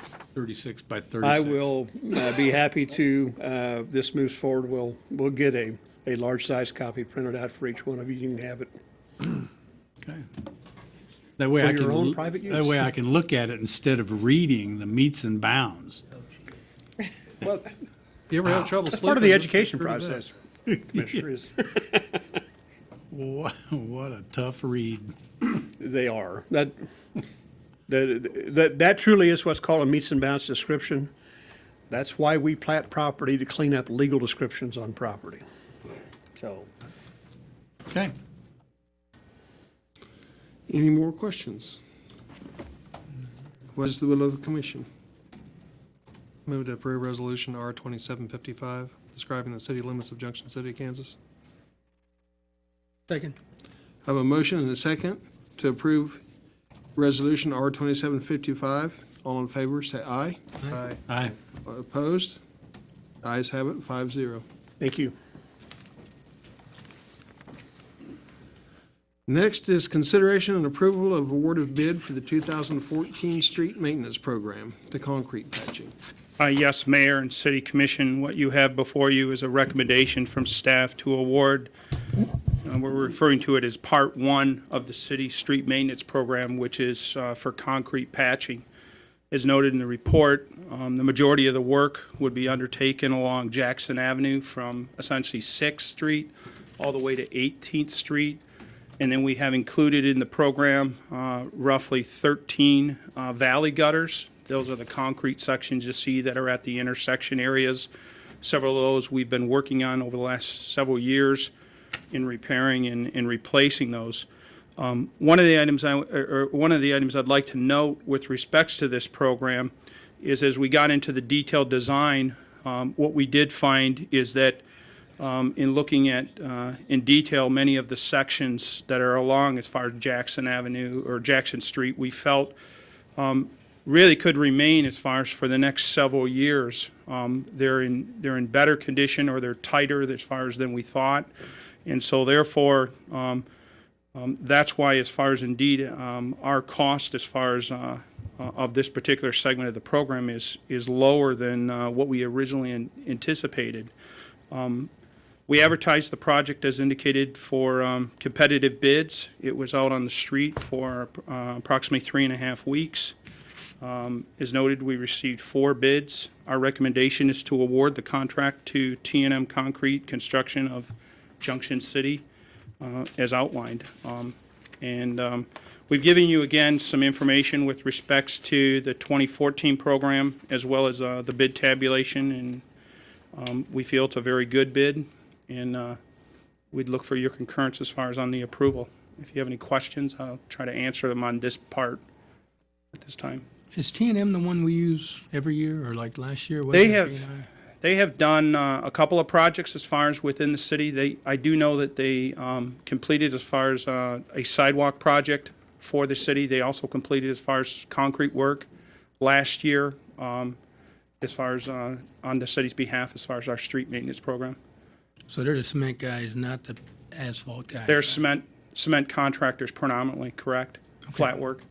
They have an advantage of being local, Bayer less does mobilization both. cost. That's true. Bayer does both. I mean, they do concrete and asphalt. Bayer Construction out of Manhattan will do both, correct? They will handle both. I think the advantage, as Ms. Speedy indicated, is this contractor being local, they're not having to mobilize as far as their equipment. They're familiar, I think, as far as with what our expectations are as far as with the project. It's quite a range in cost. Yeah, it was, Kind wasn't of it? hard to believe. Of course, the farthest one away is the most expensive, which makes sense, I guess. Sure.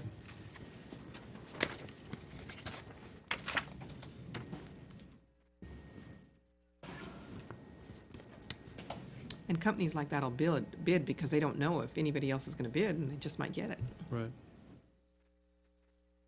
And we've been satisfied with the work they've done in the past, too, aren't we? We have. I think maybe the thing to point out too is T&M probably has some very good contractor relationships with the concrete providers as far as them being local, them both being local. They're sort of feeding as far as off of each other. So I know in my experience I've run across that before. Not to say that you don't want out-of-town companies coming in, but I think they generally partner as far as amongst themselves, knowing that, hey, if you're going to be buying your concrete mix continuously from me, I'm going to give you a better price. Exactly. And that's not uncommon in the industry. Colin. That's a good deal. Are there any other questions? What is the will of the commission? I move to approve the award of bid for the concrete patching of the 2014 street maintenance program in the amount not to exceed $311,409.20 to T&M Concrete Construction, Inc., Junction City, Kansas, as presented. Second. I have a motion and a second to approve the award of bid for the concrete patching for the 2014 street maintenance program. All in favor, say aye. Aye. Aye. Opposed? The ayes have it, 5-0. Thank you. Next item is consideration approval of award of bid for the 2014 street maintenance program, the bituminous asphalt milling and overlay. Yes, Mayor and City Commission, this portion of the program we're referring to is Part 2 of our program. And in what we're looking to undertake this year, quite a bit different, a little bit more expensive than what we've done in the past, is we've done the microsurfacing, which we've done quite a few streets and sealed those up. We're now looking to move into what we call it another phase of bituminous maintenance, and that's looking at milling as far as a portion as far as of the street asphalt area, and then overlaying it with a new segment of a wearing course.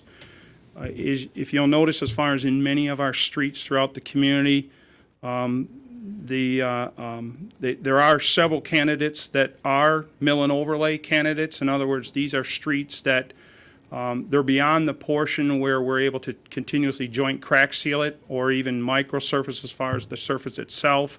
And that's because the wearing course has started to see some significant deterioration. The other thing we're looking to do, and we're pretty excited about this aspect, is to improve the cross-section, that being the cross-section basically from the center of the road as the road drains from the center of the road towards the curb and gutter. We're going to try to look to improve as far as the cross slope as far as of those streets. We feel indeed that's one of the problems with the city's street system, is that our streets are relatively flat, therefore we're not getting that water off the surface. Water just has a tremendous negative impact on our asphalt streets. As noted in the report, we only received as far as one bid for this project, and it was from Bayer Construction out of Manhattan, Kansas. However, their bid was a very good bid. We did check with them if indeed they miss as far as any kind of quantities as far as with respects to the project. They indicated no. They felt that their cost as far as for the milling, their cost as far as for the overlay was a very good as far as a number. They felt comfortable with it. The big difference in there is you'll notice that we're looking to use a product referred to as PermaMat. What this is this is a geofabric, and you basically put this fabric down onto the asphalt surface after you've milled it. What it's going to allow us to do is further minimize the number of reflectivity cracking that comes through the street. Now, we're not going to eliminate all of the cracks, but what it will do is it help minimize that. It is a product that is, it's been out on the market for several years. It's used as far as throughout the state of Kansas. I've used this material as far as in my other walks of life in Michigan. And it does give you as far as some longevity as far as on your system. That is really the biggest difference that we saw in their bid is that they significantly had a lower price than the engineer's estimate on the placement as far as of this product.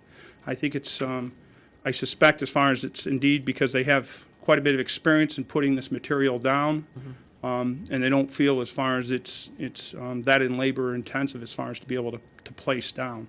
So that was probably the largest item that we saw in change in there. The other thing I wanted to note before the City Commission is we were really trying to aggressively expand this program.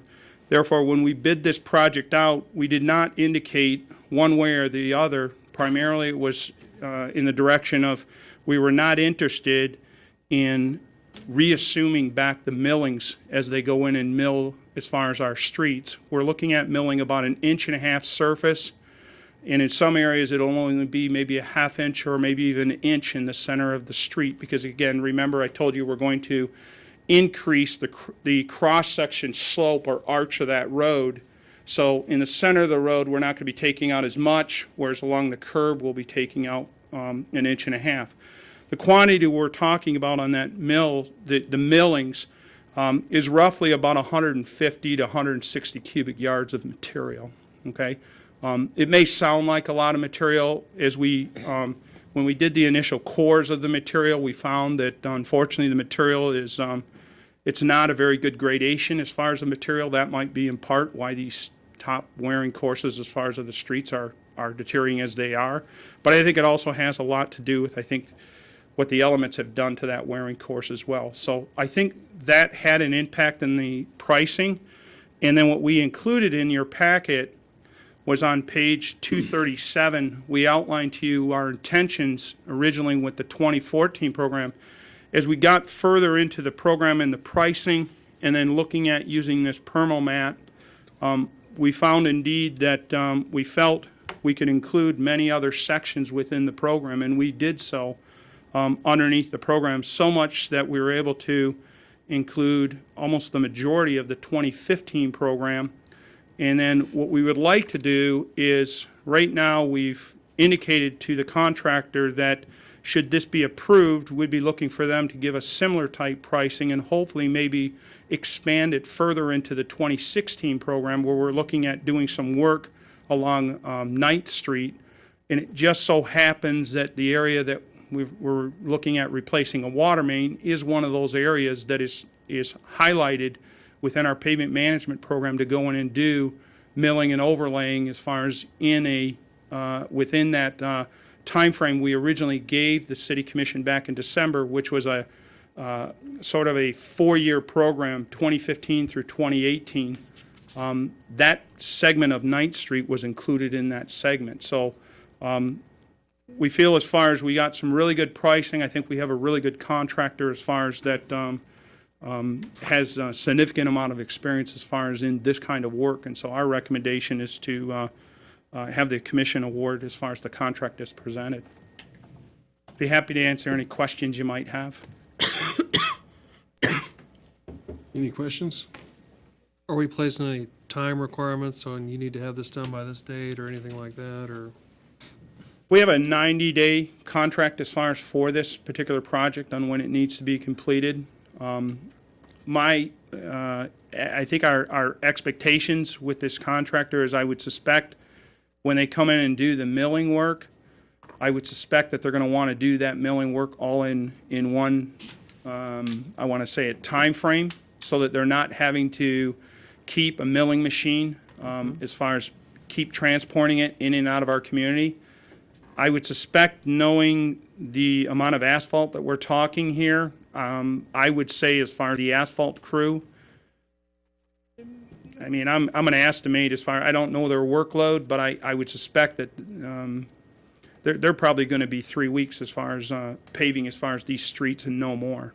The reason I say that, I understand they do a lot of work with Fort Riley as well. Mhm.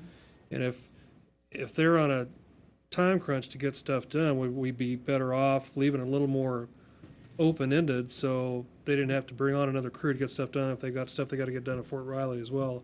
If we gave them a little more flexibility, would we get a better price? That's my point. If they've got downtime between projects, maybe at Fort Riley, yeah, we're going to come in and knock all these out right here. Would we get a better price just to keep their guys busy? You understand what I'm saying? I think based on the price that we have, I mean, I have to tell you, Comfortable with that. oh yeah, man, when I saw the mill, the cost per square yard, I was really shocked. It's $1.90 a square yard. Milling is generally in the range of between $2.50 and couldn't go all the way up to $4 a square yard, depending on the depth. We got, in my opinion, a really good price for that milling. And now, one of the things that we have had some preliminary discussions already with them is we're fortunate that we have a local contractor, and they do have, the indications we're hearing is they have a lot of millings on hand. So there isn't a lot of value to them of those millings. So they may be interested, even to save on the trucking cost, of giving those millings as far as to the city, either free or at a very nominal cost. Could we use those? I think there are some areas we could use those. We don't have a lot of gravel shoulders. We do have quite a few gravel alleys. The problem that you have when you start dealing with millings is the gradation. When you start throwing that down, you're going to get small and large chunks, not significantly large, but I mean you're going to get inconsistency in them, and generally when you place them down, you get a lot of complaints because individuals will feel that you're putting down dirt versus actually putting down asphalt. The other that you'll find is that asphalt, some of it will bind, and therefore it becomes impervious, which if you don't have real good drainage down along your alleys, you start to get pocketing water and standing water as far as throughout, where the alleys right now as far as drain. I really don't think, as far as, at least in my experience on the amount of work that we have here, we're not going to see a milling machine in our city for a very long period of time. When they come in, they generally hit that pretty hard. They'll hit it so hard that they'll have anywhere from half a dozen to a dozen trucks.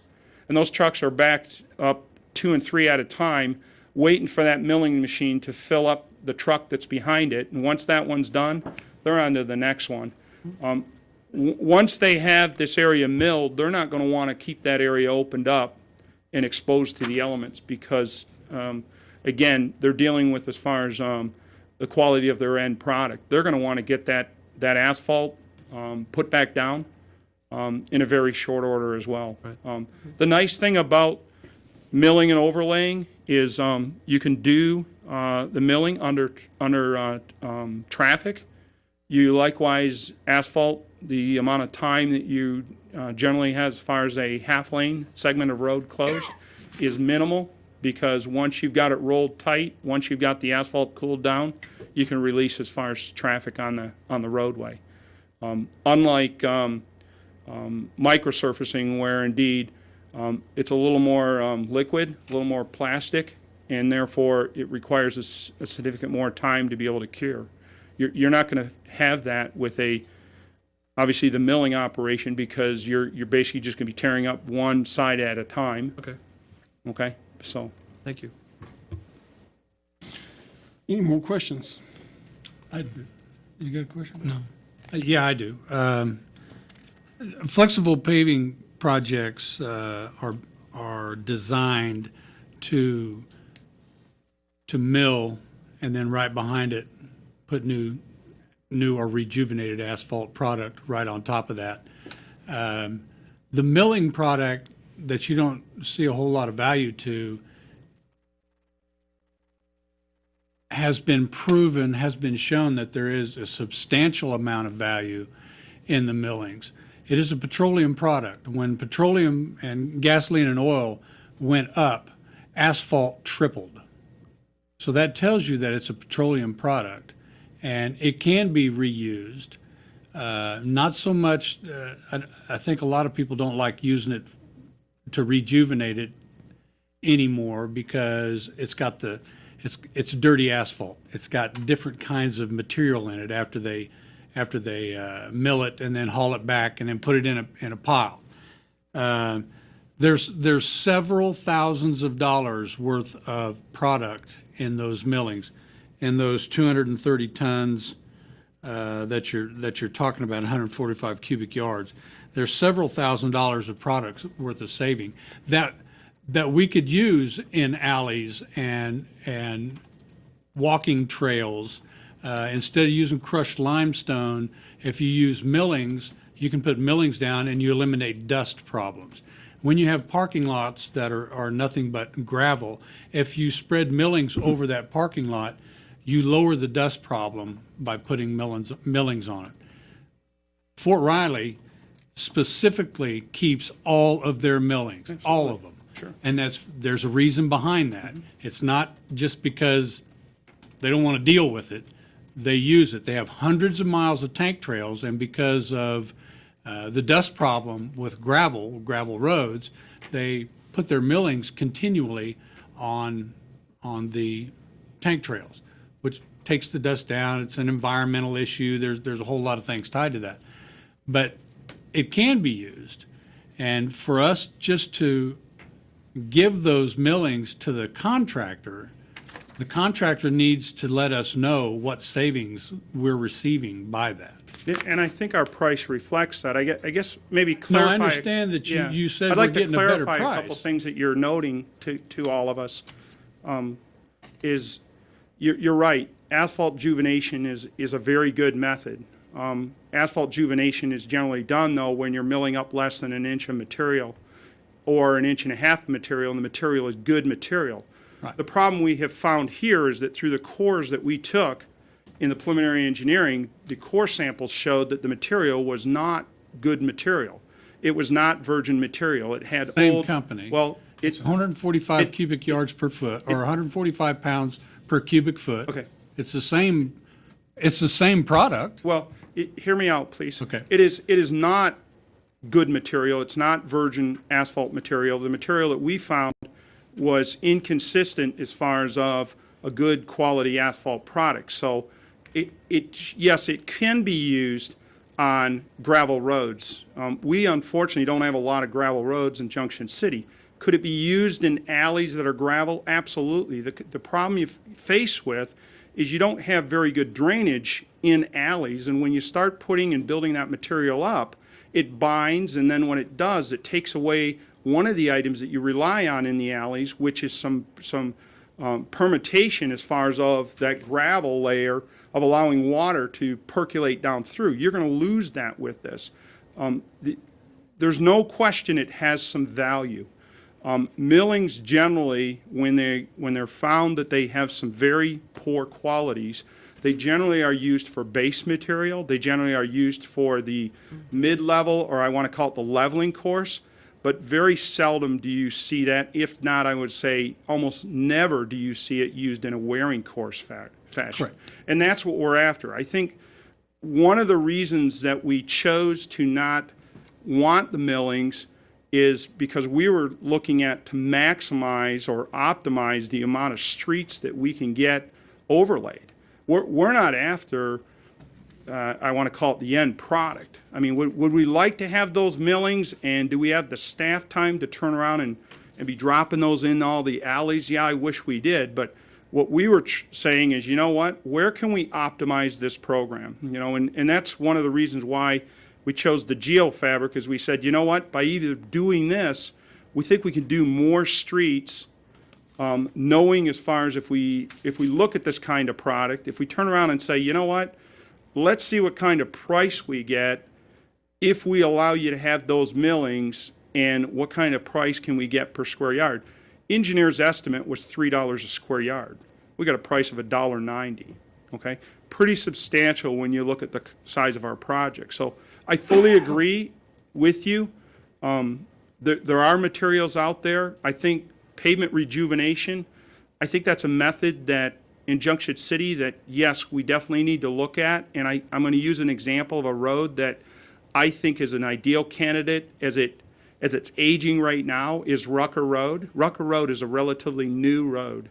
But when you drive down that road, you're going to notice that it sort of looks burnt or brown. The reason for that is you're losing the bituminous part. You're losing the minerals or the oils out of that asphalt. What ultimately will need to be done to that street in a very soon time frame is to go in there and basically rejuvenate that. In other words, go through with I'm going to call it a milling machine. It's basically a milling rejuvenating machine. No sooner does it peel it up, it peels up anywhere from a ½ inch to an inch of material, then it's remixing that material with new bituminous oils or mixture, and it's dropping it right back down. Right. We have, I want to say, a few streets that are like that in the city, but not many. And the reason why we don't have many is I think we have so many streets that are so aged, they're at the point now that rejuvenation method, they're beyond that method. They're in the method where we need to do something more substantial. This milling and overlaying, what it does do is, yes, it's going to buy us more time, but by milling and then overlaying it, now we're adding some additional strength back to the road that it has lost in that wearing surface. And I agree with you that I don't believe in the rejuvenation. I don't believe in the Petromat. It didn't work. We've put it in multiple miles and it didn't work. Reflective cracks came back through. Alligator cracking came through. The areas that were identified that had the Petromat under it didn't work. I don't know if that's ever been used and gauged in Junction City streets. Obviously not. No, we would I don't have a recall. record of it and we would know how it performed over X amount of years. It's a good try.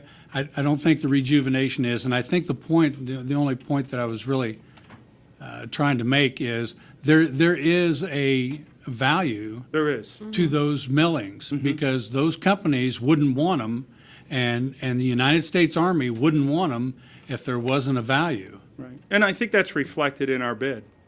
I think that the square yard. You think that that's reflected in the bid, but did buyer tell you, hey, the reason why your bid's so cheap is because you gave us 240 cubic yards of millings? Did they say that to us? No, we didn't outline that. I think the way we approached it is we were trying to maximize the number of square yards of pavement that we could get milled and overlay in this community.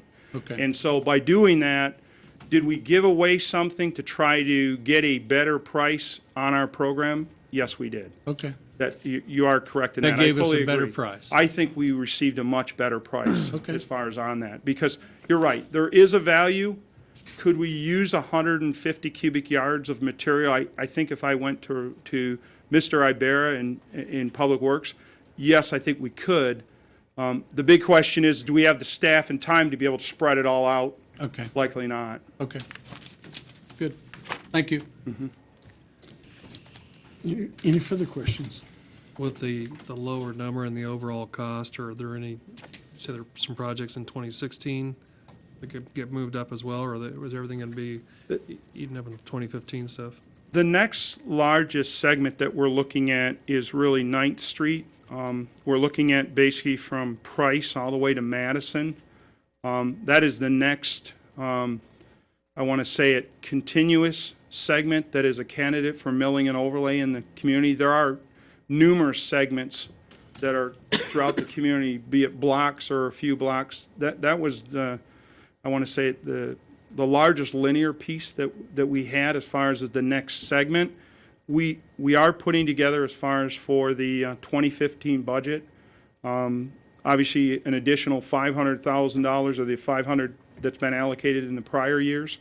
But then also we're going to be presenting our intent to the commission is to say, well, if you doubled that, here's the other streets that would fall next in line, okay? We're not saying that the commission's going to budget $1 million, but yes, we've looked at, we are continuously looking at it on a yearly basis of what streets fall into as far as the next time that we go after as far as street improvements or street maintenance.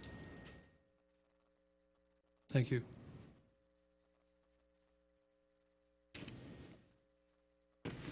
What is the will of the commission? I move to approve the award a bid to the bituminous asphalt milling and overlay of the 2014 street maintenance program in the amount not to exceed $504,314.90 to Bayer Construction Company Incorporated, Manhattan, Kansas, as presented. Second. I have a motion and a second to approve the asphalt overlay for the 2014 street maintenance. All in favor, say aye. Aye. Aye. Opposed? The ayes have it, 5-0. Thank you.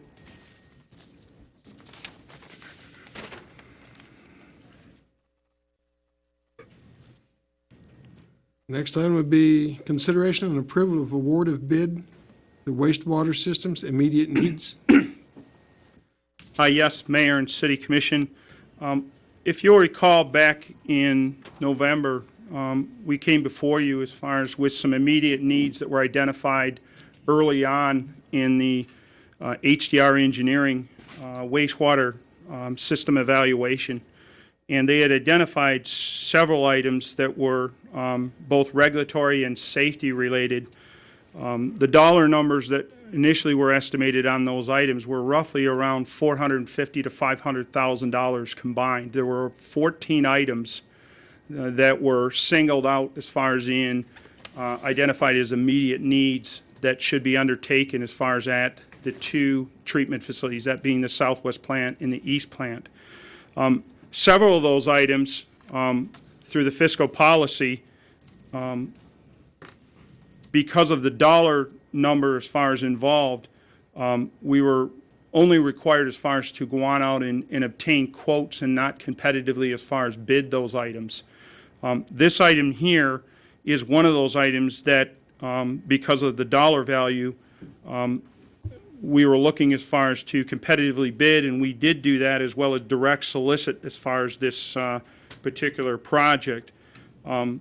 What this project entails is basically the replacement of the gas detection and monitoring equipment at both as far as of the southwest plant and of the east plant. This is a critical item with respects to as far as the safety of plant personnel, as well as far as remaining in compliance as far as with our NPDES permit. We received as far as one bid, that being from Shelley Electric, and HDR Engineering has reviewed as far as the bid that was submitted. They feel as far as that it is a good bid, and they're recommending as far as that the city proceed as far as in awarding as far as the project at this time as far as for them. As we outlined to you, they anticipate, should we approve the award, they should have this work completed on or about the second week in July.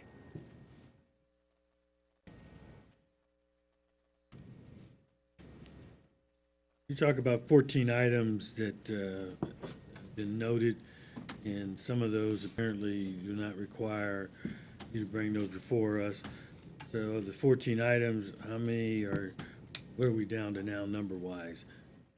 What we did is we packaged them into as far as items as far as that would involve as far as competitive bid or that would involve a purchase greater than $10,000. We're looking at a total of eight items out of those 14 that will require as far as ultimately city commission approval. And this is one of the 8? This is one of the 8. It's actually, this is considered 2 of the 8 because it is one at the southwest plant and it's also at the east plant. Okay. There are other ones that are on the agenda this evening. We also had some lighting work that needed to be undertaken. We retained 3 quotes for that work. That work has been completed at the southwest plant. There was some minor work that needed to be taken at the grit facility over, I believe it was the grit facility as far as over at the east plant. We've got 2 items right now that we're still working on as far as achieving as far as competitive bids. One, we recently bid at the same time as this bid package number 1, and unfortunately we did not receive any bids for that particular item, so we've put it back out for bid, and we're hoping indeed that we'll receive competitive bids. One of the items or an item that really makes these items rather unique, and what we're trying to do is minimize our overall cost, that being getting into a lot of detailed repiping, realignment as far as of the processes at the plant. We're basically looking at keeping the plant in compliance and keeping ourselves so that we're in compliance with our permit. As we noted to you back in November, it may seem as though this is a lot of money, and it is. I mean, $450,000 is a considerable amount of money, but when you're looking at the combined wastewater improvements that have been identified that need to be undertaken, we're talking in the range of $25 to $30 million. So when you look at these items, they're relatively small compared to the other items that we're looking at that are going to require a significant amount of engineering design, permitting as far as approval. These are not permitted related items where we need to obtain a permit from the state to be able to install them. Surely, should they not be installed and not be in operation, we're risk the aspect of falling out of compliance. As we go through this process, I, as well as a lot of our citizens in the community, would like to kind of see a running total of how much has been spent. You know, if we're looking at spending $450,000 this year, we'd like to know what you know, even if you don't have to ask permission because it's under 10,000, at least just 10,000 we have. Yeah. Are there 6 items that are going to cost us $60,000, or are there 6 items that are going to cost us $27,000? Right. Is it $10,000 for each one of those pops, or is it less money? I would like to know that, and I think the audience would like to know also. I think what we could have included, maybe back to you, we did provide it to you in November, is we gave you an itemized list of what those projects were. And I know it's a lot. We could have reiterated it back to you and say, you know what, these are the ones we've done. These are the ones that we've completed. I follow absolutely right. As they're accomplished, we can do that. This is what it costs. Yes, Sure. we have a list of what the projected cost is going to be, but Because when a problem comes in, a lot of time passes before sometimes some of these come up. We can provide you that list. Thank you. Not a Thank you. problem. Sure. It's a good idea. any other questions? None here. What is the will of the commission? I move to approve the award of bid to Shelley Electric Incorporated from Topeka for the immediate needs bid package number 1 with an amount not to exceed $96,118 as presented. Second. I have a motion and a second to award the bid for Shelley Electric. All in favor, say aye. Aye. Opposed? The ayes have it, 5-0. Thank you.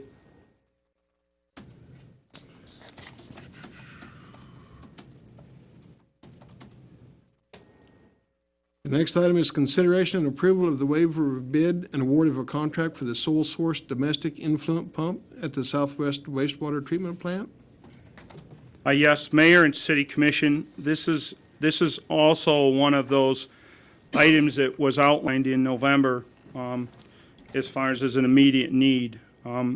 What we were looking to do as we got into the detail of this with HTR Engineering is minimize our cost and try to use as much of the equipment as well as piping that is in this system at this time, because as we move forward with hopefully the ultimate improvements at the Southwest plant, many of these items will get ultimately modified or altered during that process. And so what we're looking to do with respects to this is basically look at replacing those domestic influent pumps in kind and utilize as far as much of the existing equipment as we can.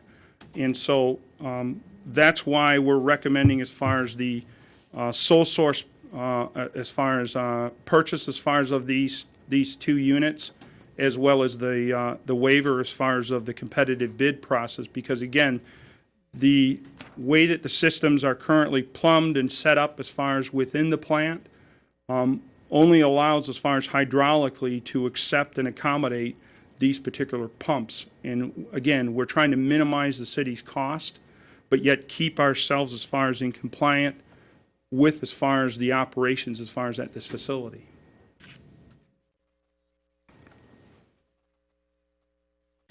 Typical of water and wastewater systems, they are designed for specific system routing and system for that particular plant. Made to order. Made to order. It's not like you can just walk in and buy this off the shelf. Yeah.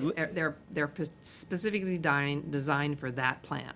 Yeah, let me clarify that a little bit so that you get maybe, I want to call it maybe some comfort, is the piping that is out there and the configuration of the piping that these pumps pump through. Those pumps themselves right now are sized for a certain dynamic head, or that being pumping height. I know you're familiar with this being in the fire department, so you're all familiar with pumps. But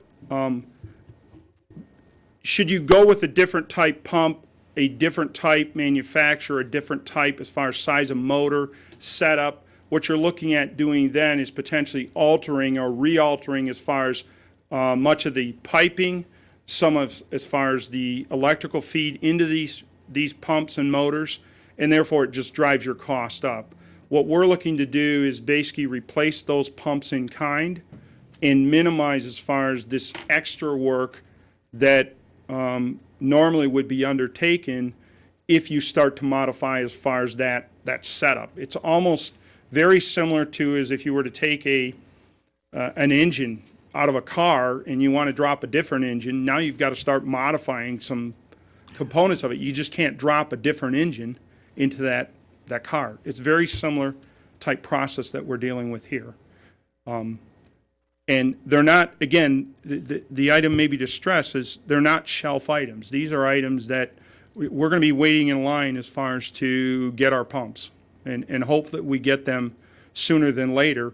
The reason that we stress that these are immediate needs is it may appear as though it's a long time to get these kind of items, but generally when you get into more detailed design of pumps and motors and pipes and what have you at a treatment facility, you're getting into a longer design time frame, you're getting into a permit approval time frame, and you're getting into as far as a longer bid procurement time.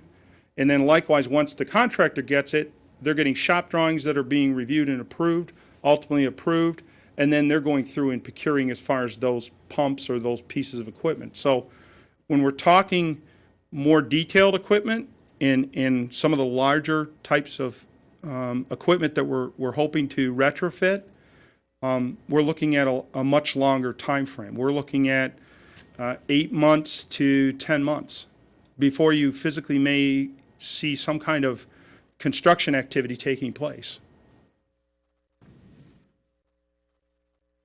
And these 2 pumps that you're talking about getting here, what do you think that time's going to be to get them? I would suspect initially when we had spoken as far as to this this vendor, they had given the HDR Engineering a time frame of roughly around the end of September as far as on full installation as far as of those. We may be looking at as far as a couple or more months beyond that.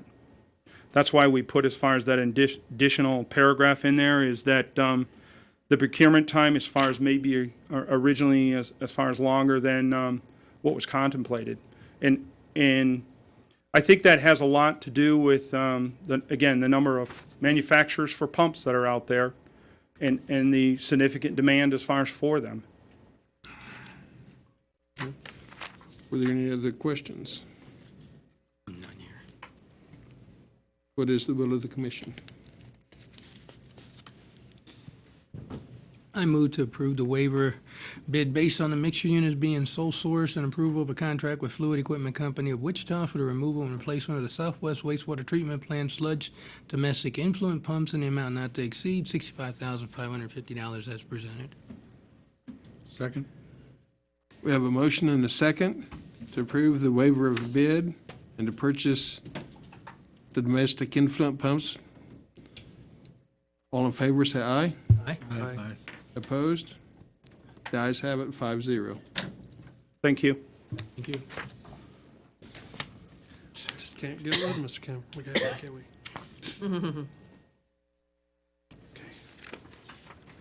Consideration and approval of the waiver of bid and award of a contract for the sole source sludge stabilization tank mixers at the Southwest Wastewater Treatment Plant. Is that next? Yes. Mayor and City Commission, again, we're looking for a waiver of bid and an award as far as of a contract for the sole source of the 4 mixers at the Southwest plant. Again, we're looking to minimize our cost. Therefore, that's why the recommendation is to go as far as with the sole source, as far as replacement in kind of those mixers. Note, as far as those mixers, it's not that they've malfunctioned. They basically just exceeded as far as their life expectancy. They've been maintained as per the manufacturer, but again, they're aged equipment. They're critical as far as in the process, as far as at the Southwest plant. And our recommendation is to have the commission as far as waive the bid process and approve as far as a contract as far as for these mixers at this time. And these would just be buying the same kind of mixers that are already there? Essentially, we'll be looking at replacing them in kind, correct? So it would cost more money to go with a Right. different brand. Absolutely. Again, you're looking at reset up as far as the system, as far as I want to call it ironwork, as far as that support them. You're looking at as far as resizing, as far as and making sure that you got a proper size. As far as these mixers, again, they're not an off-the-shelf type unit where you could just drop them into any particular tank. They're sized for those tanks specifically, and that's why we're recommending as far as to go as far as with replacing them in kind. Another reason you go to sole source vendors is because then if something does go wrong, you don't have people pointing fingers at each other. One vendor say, no, it's not, that's not my fault. No, and the other one say, no, that's not my fault. You stay sole source, you're looking at the same vendor that designed it, did it in the first place, and you potentially waive off problems, future problems. So JCI and Fluid Equipment don't work together? One can't do the other's mixers? Well, one provides as far as, well, I don't know their whole product line, but I do know one is predominantly a pump manufacturer, and the other is more a chemical feed mixing type company as far as providing as far as that type of equipment. Okay, JCI is the mixing company. Correct. Okay. Now, we have bought, and this may sound familiar, they do supply smaller size pumps. This commission has already approved as far as through them, the rebuild as well as the replacement of a couple of pumps at the Southwest plant. I think it's a good point that you noted, and I apologize we haven't provided that to you. I think what we would like to do, because we still have, like I said, a couple of more items that we're working on this list of 14 items that we had shared with you prior, is one of them we are out for competitive bid right now. The other one we will be very soon. And this is the last of the one that we were looking at as far as sole sourcing. I think we were truly trying to get competitive bids, but I think once we got into the detail and looked at the cost of retrofitting and changing it all out, it became significantly more cost effective to go this route than it did as far as to get into a lot of detailed engineering. These items, it is cash. These are paid by cash, and they're in the budget for these capital expenditures. These are not any loans. Loans don't come until 2015 or 16. Well, yeah, I think it's all going to be predicated, I think, on ultimately when we come before you as far as on the financing process on how we go forward. And I think once we have that, I think our intent is to come before then the commission with some detailed engineering proposals on the work that we're going to look to undertake. And Mrs. Beatty is right, is that we'd be looking at the loans really that we're looking at are going to be coming as far as due, I believe in 2016 is what we'd be looking at. So this is all off of the budgeted cash items, or we had budgeted, I think it was $1 million in water and $1.5 million in wastewater, but that's off the top of my head. But it's in the $1 million range in each. Okay. Any other questions? What is the will of the commission? I'd move to approve the waiver of bid based on the mixer units being sole source and approval of a contract for JCI Industries of Wichita, Kansas for the removal and replacement of the Southwest wastewater treatment sludge stabilizer mixers for tanks 1 and 2 in the amount not to exceed $81,480. Second. I have a motion and a second to approve the waiver of the bid and go with the sole source purchase from JCI. All in favor, say aye. Aye. Aye. Opposed? The ayes have it, 5-0. thank you. Thanks. The next item, we all have to look at our calendars for consideration of dates to hold budget work sessions in June of 2014. If you don't have it with you, then what we're looking for you to achieve is give us the dates that you absolutely cannot meet. We'll come to you at the next meeting and say, okay, here's what the calendar looks like. Pick 3 or 4 nights for us to start our budget work sessions in the month of June. So if you know that now, what your dates that you absolutely cannot meet, let us know. I'm gone the last week of the month. Last week of the month is gone. 23rd through the 30th. Is gone. Okay. So you can hold them those nights. I know the 1st of June is out for me. The first part or the very first? First June part. 1, just June 1 itself. Oh, but First week of June is gone. June, yeah, You're condensing it down very quickly. Wide open. June 1st and 2nd, I'm gone. Okay. Okay, we'll The put, 9th has got it then. I will meet with For staff 16. and give you suggested dates the next meeting for Okay. you to confirm to set up for work sessions.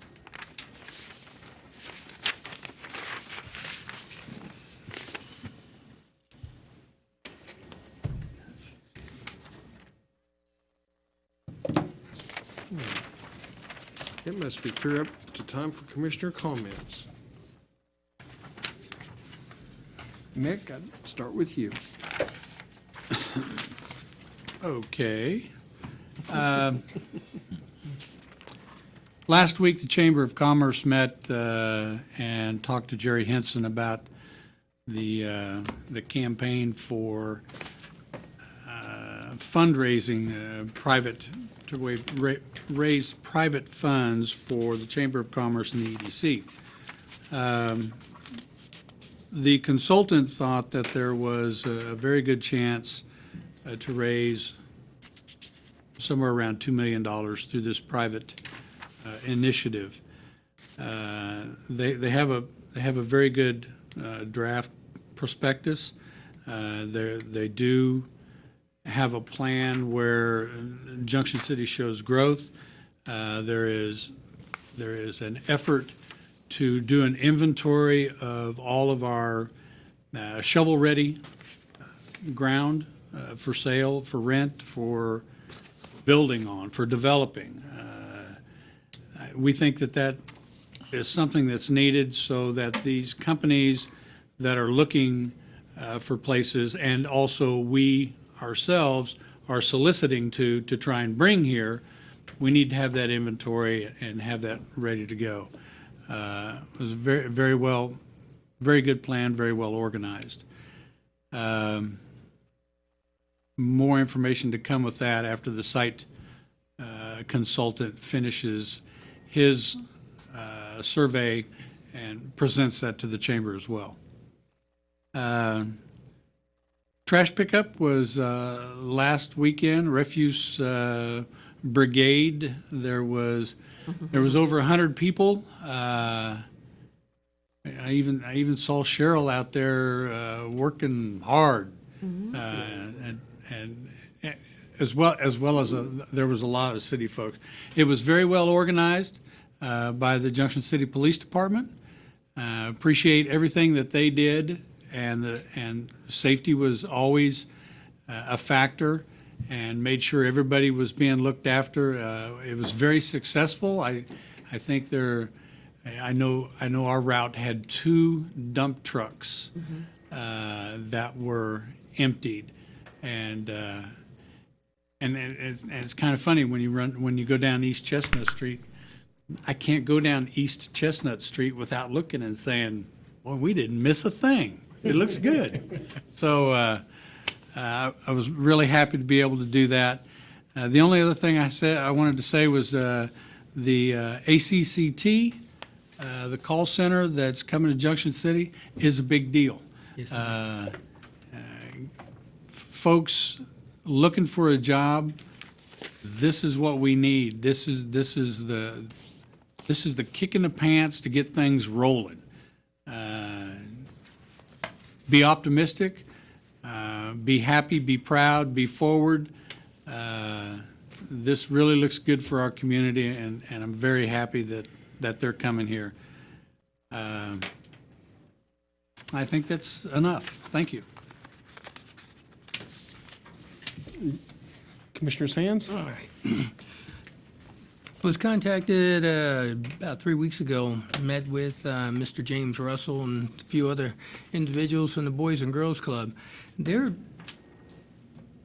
will be a youth summit pretty soon. It was engaged, and then I went on vacation for a little while, but it should be happening pretty soon. And what we're looking for is adults, people who just want to get involved with youth.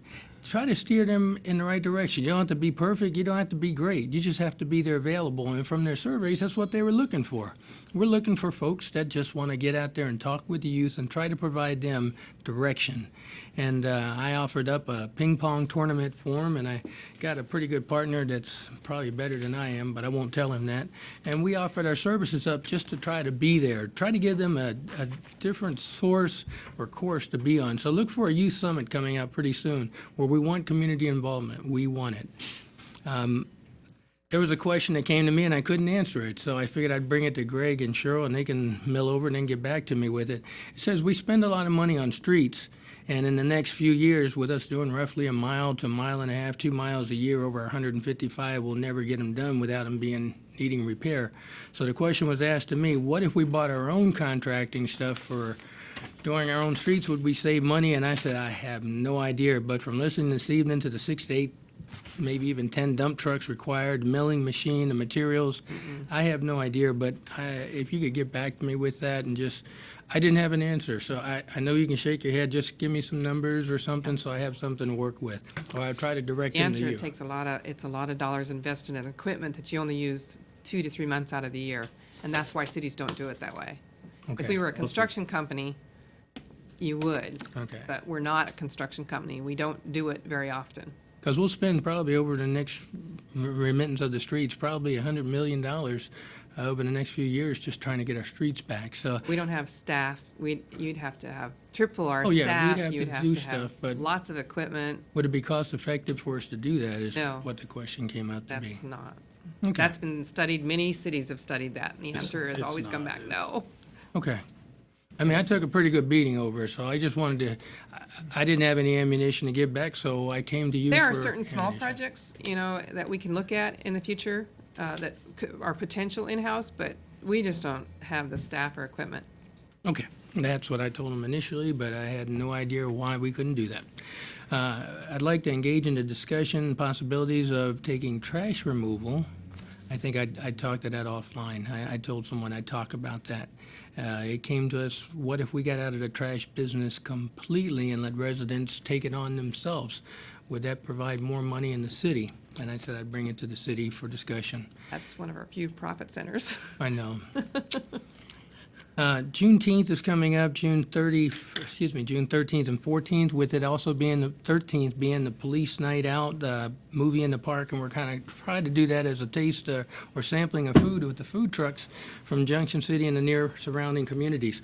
What we want the community to do is come to the park, Heritage Park on the 13th. I still got some coordination to do with Captain Lightoff, but June 13th and 14th, with the 14th actually being a Juneteenth celebration.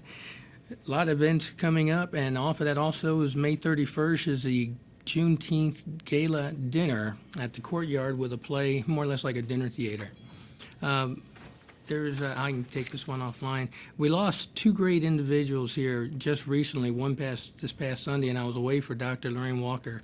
I had just recently met her husband and father, and oh my goodness, what a great person we lost here. But the folks had told me she had a great homegoing ceremony, and I apologize for the family for not being in the area, but she will be greatly missed. The other individual was retired Sergeant Major. He was my mentor when I first got here. It was George Terry, who's been in the community forever and ever, worked at Walmart. He's done all kinds of stuff in the community. He lived what he did in this community. And he passed on Sunday, with the wake being tomorrow at Penwell Gable, and his services will be on Thursday at the Second Baptist Church on 10th and Clay. The other last thing that's going on, and it actually started a little bit of it today, is emergency management training. For those folks that are on those training teams, I'll be there tomorrow and Thursday. Look for a lot of folks in the area, and they're all here for emergency management training. It's been hosted in our area at the Courtyard. They'll be here for 2 days, so there's things coming to our town. Show the folks here what we actually do. And one last thing, this past Sunday, I got to go over and present trophies for a PGA event. I used to watch bowling on television all the time. We had a dynamic bowling tournament here, and I probably wouldn't have won if I hadn't gotten invited. But the gentleman that won, these folks have been on television before, and to watch somebody roll 11 strikes in a row, that was a true tournament. The other gentleman bowled 6 strikes in a spare, and then he struck the rest of the way out. That was the most professional event that I've ever seen done in our community, but we didn't have a lot of talking about it, so I'm going to work with that gentleman there to try to get the word out. But when we have something like the PGA and the money that comes associated with that, we need to help that type of business to do these type of events. A 288 to a 279 score, you don't see that. So over 300 games, and that's everything I got, and I'll back down. You missed it. You would have scored. PGA. PBA. You've never seen Professional bowling, not professional golf. Yeah, they're not using clubs. You've never seen me play Wii Bowl, so 11 strikes in a row. Wii Bowl. After 18 games, 11 strikes in a row. Can't believe you play Wii. You won't even open your iPad. You play Wii? That is correct. You're getting there. I got a Wii, and my Wii golf game is pretty good too. Better than the real one, huh? Yep. Commissioner Aska. My Wii golf game is good. A couple of things, and I too, USD 475 in the community will miss a really great person in Lorraine Walker. Went to school with her at the Emporia State. Know her dad and family, but you had to know Lorraine. Very calm, quiet person, but carried a lot of energy, and she will be missed. And it took me a little bit to kind of just get over it, because it just struck me. And it just makes you want to kind of go back and look at your life and count your blessings. She's way too young, but she will be missed. Cheryl, I think this is now the third time, as I'm understanding it, but that regional transit interlocal agreement, my understanding, it's supposed to be coming back our way again because they've made some more. Called me today on it, and I thought we had just passed all that, so We did, and I had that same, and that was because I talked to him too about it, and apparently the first 2 times that we have signed it, then other jurisdictions made some corrections and stuff to it, so Oh, it so needs I to come was back again. misunderstanding him then. Yeah, so it It- needs to come back again, so. Okay. Well, because I was going to ask, Tyler wasn't in the office today, but I was going to ask him, I said, well, I think we already passed that. We did twice. Okay, And so so, it's coming back again because some Okay. other jurisdictions had made some changes. Because I saw it too, and I'm like, well, I know we did this, and so, Okay. but yeah, so it needs to come back. oh, we'll get it right. As I told him, I says, well, if it's a signed version of it, I can send you over it tomorrow. But if it's something different, we'll have to get it back on the engine. That's my understanding. I'll Okay. talk to him again, but that was where I understood it. So Okay. this would be the third time that we would be. Third time's a charm, okay? Hopefully. We'll get it back on the agenda. Yeah, and then the other thing, which, and it kind of came up here tonight, what is the status of the land bank? Has the county ever done anything reference that? I know we approved it, and the last I knew, the county was reviewing it. Where I left off with the county, I was getting, there were some series of emails, Gerald was involved in this as well, the county wanted the city to identify the properties that the city is willing to take in a tax sale in advance. And then I kind of asked for some information about, well, what inventory should we be looking at? What properties are, up for tax sale? And I was told that basically city staff knows. Well, where we That's went what I from was told. there is Mr. Smith asked David Ura to produce a map, and he did. And so we have a map available of picturing all the lots that are available. Then I asked the question, okay, Mr. Smith, how are we going to pay for this? And he said, what do you mean pay for this? And I says, well, because we have no budget for maintenance of that land. And I says, and in particular, the one that everybody seems anxious to get is the Deer Creek land, and it is full of noxious weeds, and the county is waiting for us to take ownership, so we have to pay for the weed spraying. I thought the noxious weeds a county issue? Not if we own the land. Oh, okay. Because they can come after you legally and tell you to spray them, or else we'll spray it and charge you. And if we own the land, they're going to spray it and charge us. So I said, I have no budget for that, and so that's where it stopped, as far as I know. Yeah, we have a map, and we can identify all the properties that are listed not only for the tax sale this year, but also the ones that were included previously that no bids were received on. So we've got all that information available, but it's a matter of determining if the city, chooses to exercise under the land bank and request that money to come in, or that land to come in. The land. We've got factors. One, as you've heard tonight, there's a 1-year carrying cost before any of that property could be turned around and made available to start generating revenue. And the other part of it is, what do you do with it in the interim, and how do you handle that? And also then, what parameters do you set up to make lots available, and performance requirements for people that might acquire it? And Mr. there's some samples of that available from what other communities are doing. Mr. Lazier said that should he have a direction from commission, if you have a certain section, he could go out and assess what he thought might cost to weed spray or take care of or mow. And so as with any city properties, you have a certain amount of mowing you need to do, and you lead by example, so we'd have to keep and maintain the properties. And that may be still the rule that we only do the first 8 to 10 feet, but we'd be responsible for that bill, and I need a budget for that. I have placed a line item in the 2015 budget, but I have no money unless you want to go into reserves for this year's budget.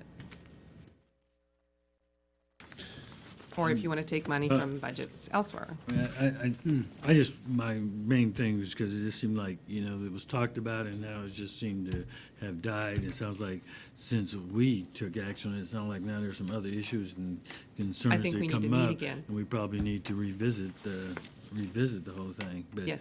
But it's just like one of those things sometimes happens. Further We direction. talked about it, and then We will need further direction from the commission for consideration of what it is your expectation of what we're taking. And then with that, what is your intention to do with it, so that we can draft a policy or procedures to make that happen. And then the financial side of it, how do you intend to maintain that property once you own it? It's probably still your best long-term solution. How do you manage It the is. asset? The question at this point is what steps do we put in place now and what kind of obligations is the city taking on by doing that? And we're prepared to bring that to you as rapidly as you want to do. Yes.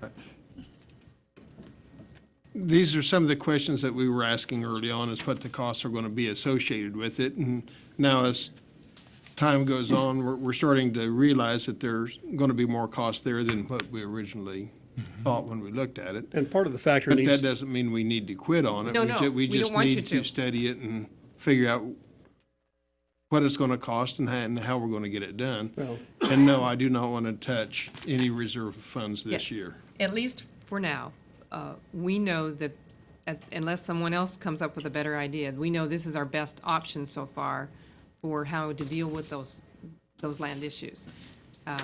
But What's the we only still option? need to work towards The only one I'm aware of. a policy or procedures and your intentions of what you plan on doing with it. All of those things need to be worked through, which means, and I hate to say it through budget session, especially say you're going to be tied up with meetings, but we're going to need to have more information from you guys to further that. And maybe Well, this I just- fall before we can get to it. So how are those properties being maintained now? If you say that there's noxious weeds on there, how are they being maintained? The county took the stance last year that it was the city's problem. We explained to them in a meeting with them and the state of Kansas, met with us, the director of weed control for the state of Kansas, met with them and explained to them that since the city does not have an official weed spraying program, that it is the county's responsibility to spray them. Okay? They clearly understood that when we finished the meeting, but the county has taken no action to address the weeds, to my knowledge. We need to bring that up. in Maybe the next we need joint to meeting. speak to them. Yes. The other thing, I have this list, and this is of EDC that they were recommending, and I know the couple of emails that have come out reference that, so at some point. I said I would put it on the next agenda. I don't have that list yet, so can I have it? She was I supposed mean, to that send probably it. needs to be distributed to. She was supposed to give it to me, and she didn't do that yet. But I said that we would put it on the agenda. They have one open position that they're, Just keep the whole packet and you Oh, can okay. distribute that. and so I will get that on the next agenda. I did say, I already have that on my notes for next agenda item. I think that's all that I have. It's good to see Mr. Sands back in town, all rested. Oh, I eat a lot He of didn't get seafood. washed away either. I eat a lot of seafood. Rain back in Maryland. Commissioner Hernandez?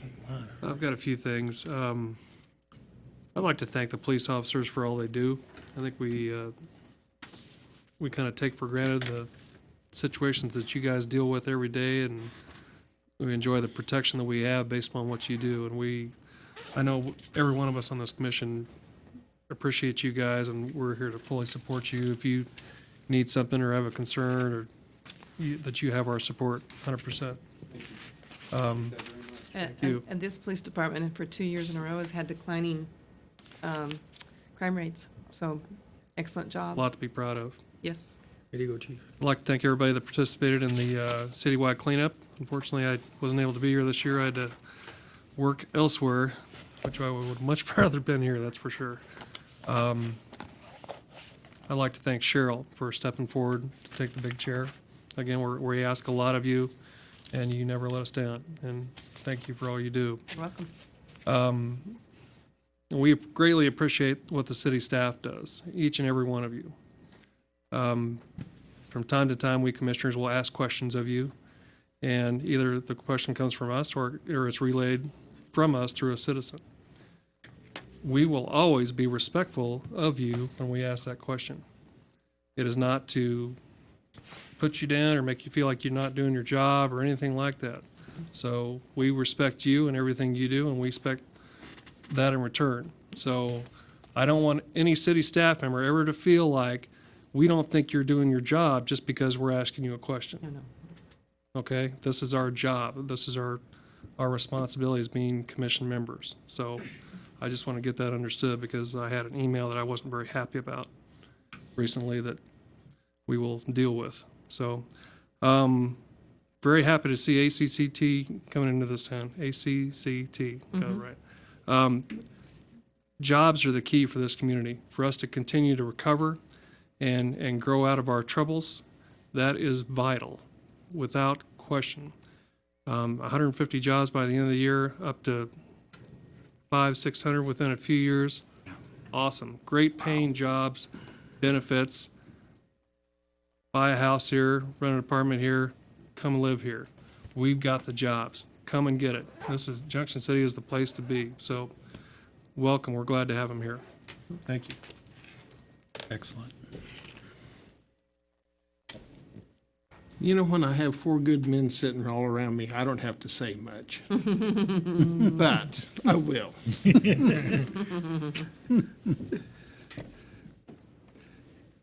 I'll just start reiterating with Commissioner McAllister. The trash cleanup went well. The crew I was with, we didn't pick up 2 truckloads. We only got 1 pickup load. But we traveled a lot of country. And I got to meet a couple of high school kids that I wouldn't have met any other way. And they were there getting community hours towards graduation. And had a pretty good day. And we'd worked together for 2 or 3 hours before they realized I was the mayor, and they went, "And why are you here?" I said, "Well, I'm doing it for fun." But yeah, there was a good turnout, and it was very well organized. Thank you, Chief. Well, Mayor, I'd just like to say that I'd like to recognize Ed Lazier and Ray Ibera and all their staff, along with Captain Lightoff and all his people from the Community Involvement Unit. We're all integral in that. This was a joint operation between all those, not just the police department by any means. And the pizza sponsor was? And all our sponsors, Papa Murphy's Pizza, and all the other sponsors that helped us out. That was great. Did a great job for us all. So I just want to make sure it wasn't the police department, but I do appreciate it. You guys did an awesome job. The chief is just the point man, and I realized that it was a joint operation. And once again, it's city staff working together, across department lines, making things happen. Cheryl, thank you for stepping forward. It's another year of doing a long job. That's all right. We'll get her done together. And I appreciate it. We're in this together. We're in this. We're in it. Well said. Careful. Thought I'd throw that out there. I'm excited about ACCT. Yes. I am too. What that means for our community. Walk to work. Like my colleague said, it's the stepping stone. It's the first big jump towards starting to move ahead. Getting jobs, employment for citizens living here, good wages, good benefits. I'm excited. Lorraine Walker is going to be missed. Most of you know that I have a side gig. I'm a substitute school teacher. Lorraine Walker did her best to talk me into going back to college and getting a teaching degree. It was really hard for her to understand that at my age, I didn't want to go to school and incur student loans that would take 12 years to pay off. But that didn't slow her down any more on her pushing. She said, "But you could do it." A great lady. I enjoyed her. I enjoyed working for her and working with her, and she will be missed. Cheryl, do you have anything? I have a couple items. On the citywide cleanup for future reference to people is there were children who actually found money while they're out there doing that. So they got pretty excited. One little girl found a $1 bill, another one found a $10 bill, and another one found a $20 bill. Wow. I'm helping next year. Help me back. So sometimes being a volunteer can be profitable, even though people don't think that is. Yeah, for the budget process this year, unless you direct me any different, we're going to very similar to what we did last year, with the one caveat that the department heads will be sharing maybe some statistical information. Tyler and I have been discussing, we're putting together a packet that will contain some more graphic information, charts and stuff, so that it's easier for not only you, but some of the public to understand when we say the police department is a third of our budget. When you graph it out, it really stands out, and then you see that you'll eventually see, hopefully, that there's not a lot of room to cut, because what may be considering discretionary funds is a very small piece of the pie. So hard decisions would have to be made in order to do discretionary cuts. But that's just going to be one of the aids, we hope. But if you have other ideas that you'd like to share that you think we could have improved on or done differently, we are open to all kinds of ideas to move forward. I will start meeting with the department heads and narrowing down the focus of what the budget meetings will look like, and get a schedule back to you. As far as the Capgemini building, it was mentioned earlier that what we were doing to get the building prep, we have until June 1. We have full permission now from Capgemini to get in and out freely in and out of the building with city staff and city contractors. It's looking about a range of a $30,000 to $50,000 repairs. And the reason I say that big of a range, because, for instance, today we just got a price on what it's just for the outside lighting is going to be $8,000 to $10,000 in that range just for that alone. Then our crews said that they can do this. It would cost more if we did it outside source, but crack sealing the parking lot is much needed. There's some pretty wide cracks starting to come in, and if you let water get in under that, that's going to ruin the parking lot. So we're going to crack seal the parking lot and restripe.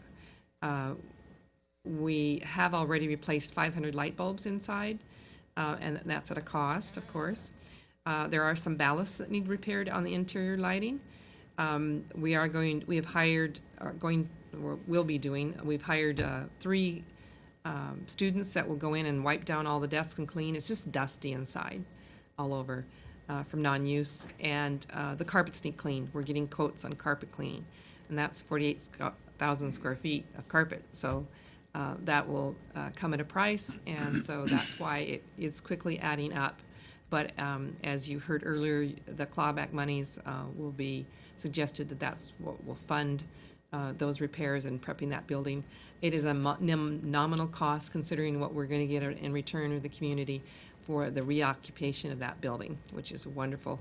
It was designed for a call center. We're very excited about ACCT. I met the CEO and part owner, and wonderful man, very committed. It sounds like to his employees. Their internal policy is that they promote from within, and he was very strong opinion about that. He very poignantly said to us 3 times, now I want you to know and understand that not only do I believe in fair wages, but I promote from within. And they only will be bringing in 1 internal person from another city here, and there is their intent to hire everyone else locally. So it won't be them bringing a whole bunch of people from all over the country to come here. This is going to be local people, local citizens being hired from the area. And they were very adamant about that, and they will train their staff to promote within the company and push them to be better and better. So that was very exciting to hear that they have that kind of a commitment to their employees. So we're going to be dealing with a quality firm, and it's very exciting for Junction City. Thought I'd share that with you because he wanted us to share that with everyone, that they're very dedicated to their employees. I concur, because the conversations I had with them, that was the statement they were making. And he really wanted that emphasized. The other thing they talked about is just what excites them is about the work ethic and values that this region brings, and so that's another thing that they talked about. Yes, so. They were very impressed with the idea that we have a good work pool to pull from in the area, and They did tell us tonight that the main reason they came there was because of the building, such a beautiful building, ready to go. And they have a client that they needed to expand very quickly for, and they just couldn't pass up the opportunity to just walk into a building that was ready to go. So it was very exciting. Win-win. Win-win all the way around. Cheryl, you were asking for what other items we Yes. may be looking at, and just complimenting the police and their efforts to help clean up the city. We were hammered pretty good earlier parts of this year and ending of last year about what to do for a community cleanup. Mhm. So if we can look at putting something in there to Community-wide cleanup for, you community-wide mean, cleanup, yes, trash from individual yards to take to the landfill? Okay. yes. We do want to look at that. We looked at it last year, but we'll just have to update our numbers and profile based on what we had last year. And I think if we did it all together, like the citywide cleanup, Yeah. we may not be able to do it twice, but if we can do it once, that's a start to get back in the right direction. We'll just refresh our numbers and bring that to the table when we talk about the solid waste budget. Thank you. Tyler, did you have anything? I have no comments. I Ms. don't. Logan? No, I don't have any. Chief Brown? Craig? I have one item. Shouldn't have asked.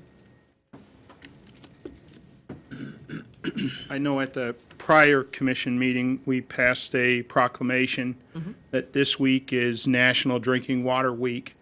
And we've got a poster out in the lobby there, as well as I wanted to just remind the public that the city is partnering with Viola Water in having an open house at the water plant.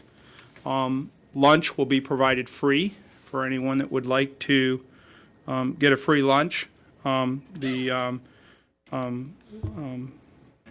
is going to be hot dogs and sausages being provided. There will be no pop provided. There will be plenty of water, though. We will be providing you, as far as a refillable water bottle. You can basically fill that as far as many times as you would want, free of charge. There will be small plant tours of the water treatment facility. So I encourage people, if they want to learn about their water that's being delivered to you, know more about your water system, I encourage you to attend the open house. The open house is this Thursday. That's May 8th. And the hours are from 10 a.m. to 4 p.m. Again, free lunch is going to be provided. My understanding is that Carrie Peterson is going to be one of the grill masters, so as well as several of his staff. The address of the water plant is 2101 West Jackson Street. So as you're heading out of town on North Jackson, as you're heading out of town out towards the airport, be it K57, the water plant is located on the right-hand side. You can't miss it. There will be right now there is a sign out there that says, as far as advertising the open house, and we encourage the public as well as any city employees to stop by, as well as the city commission.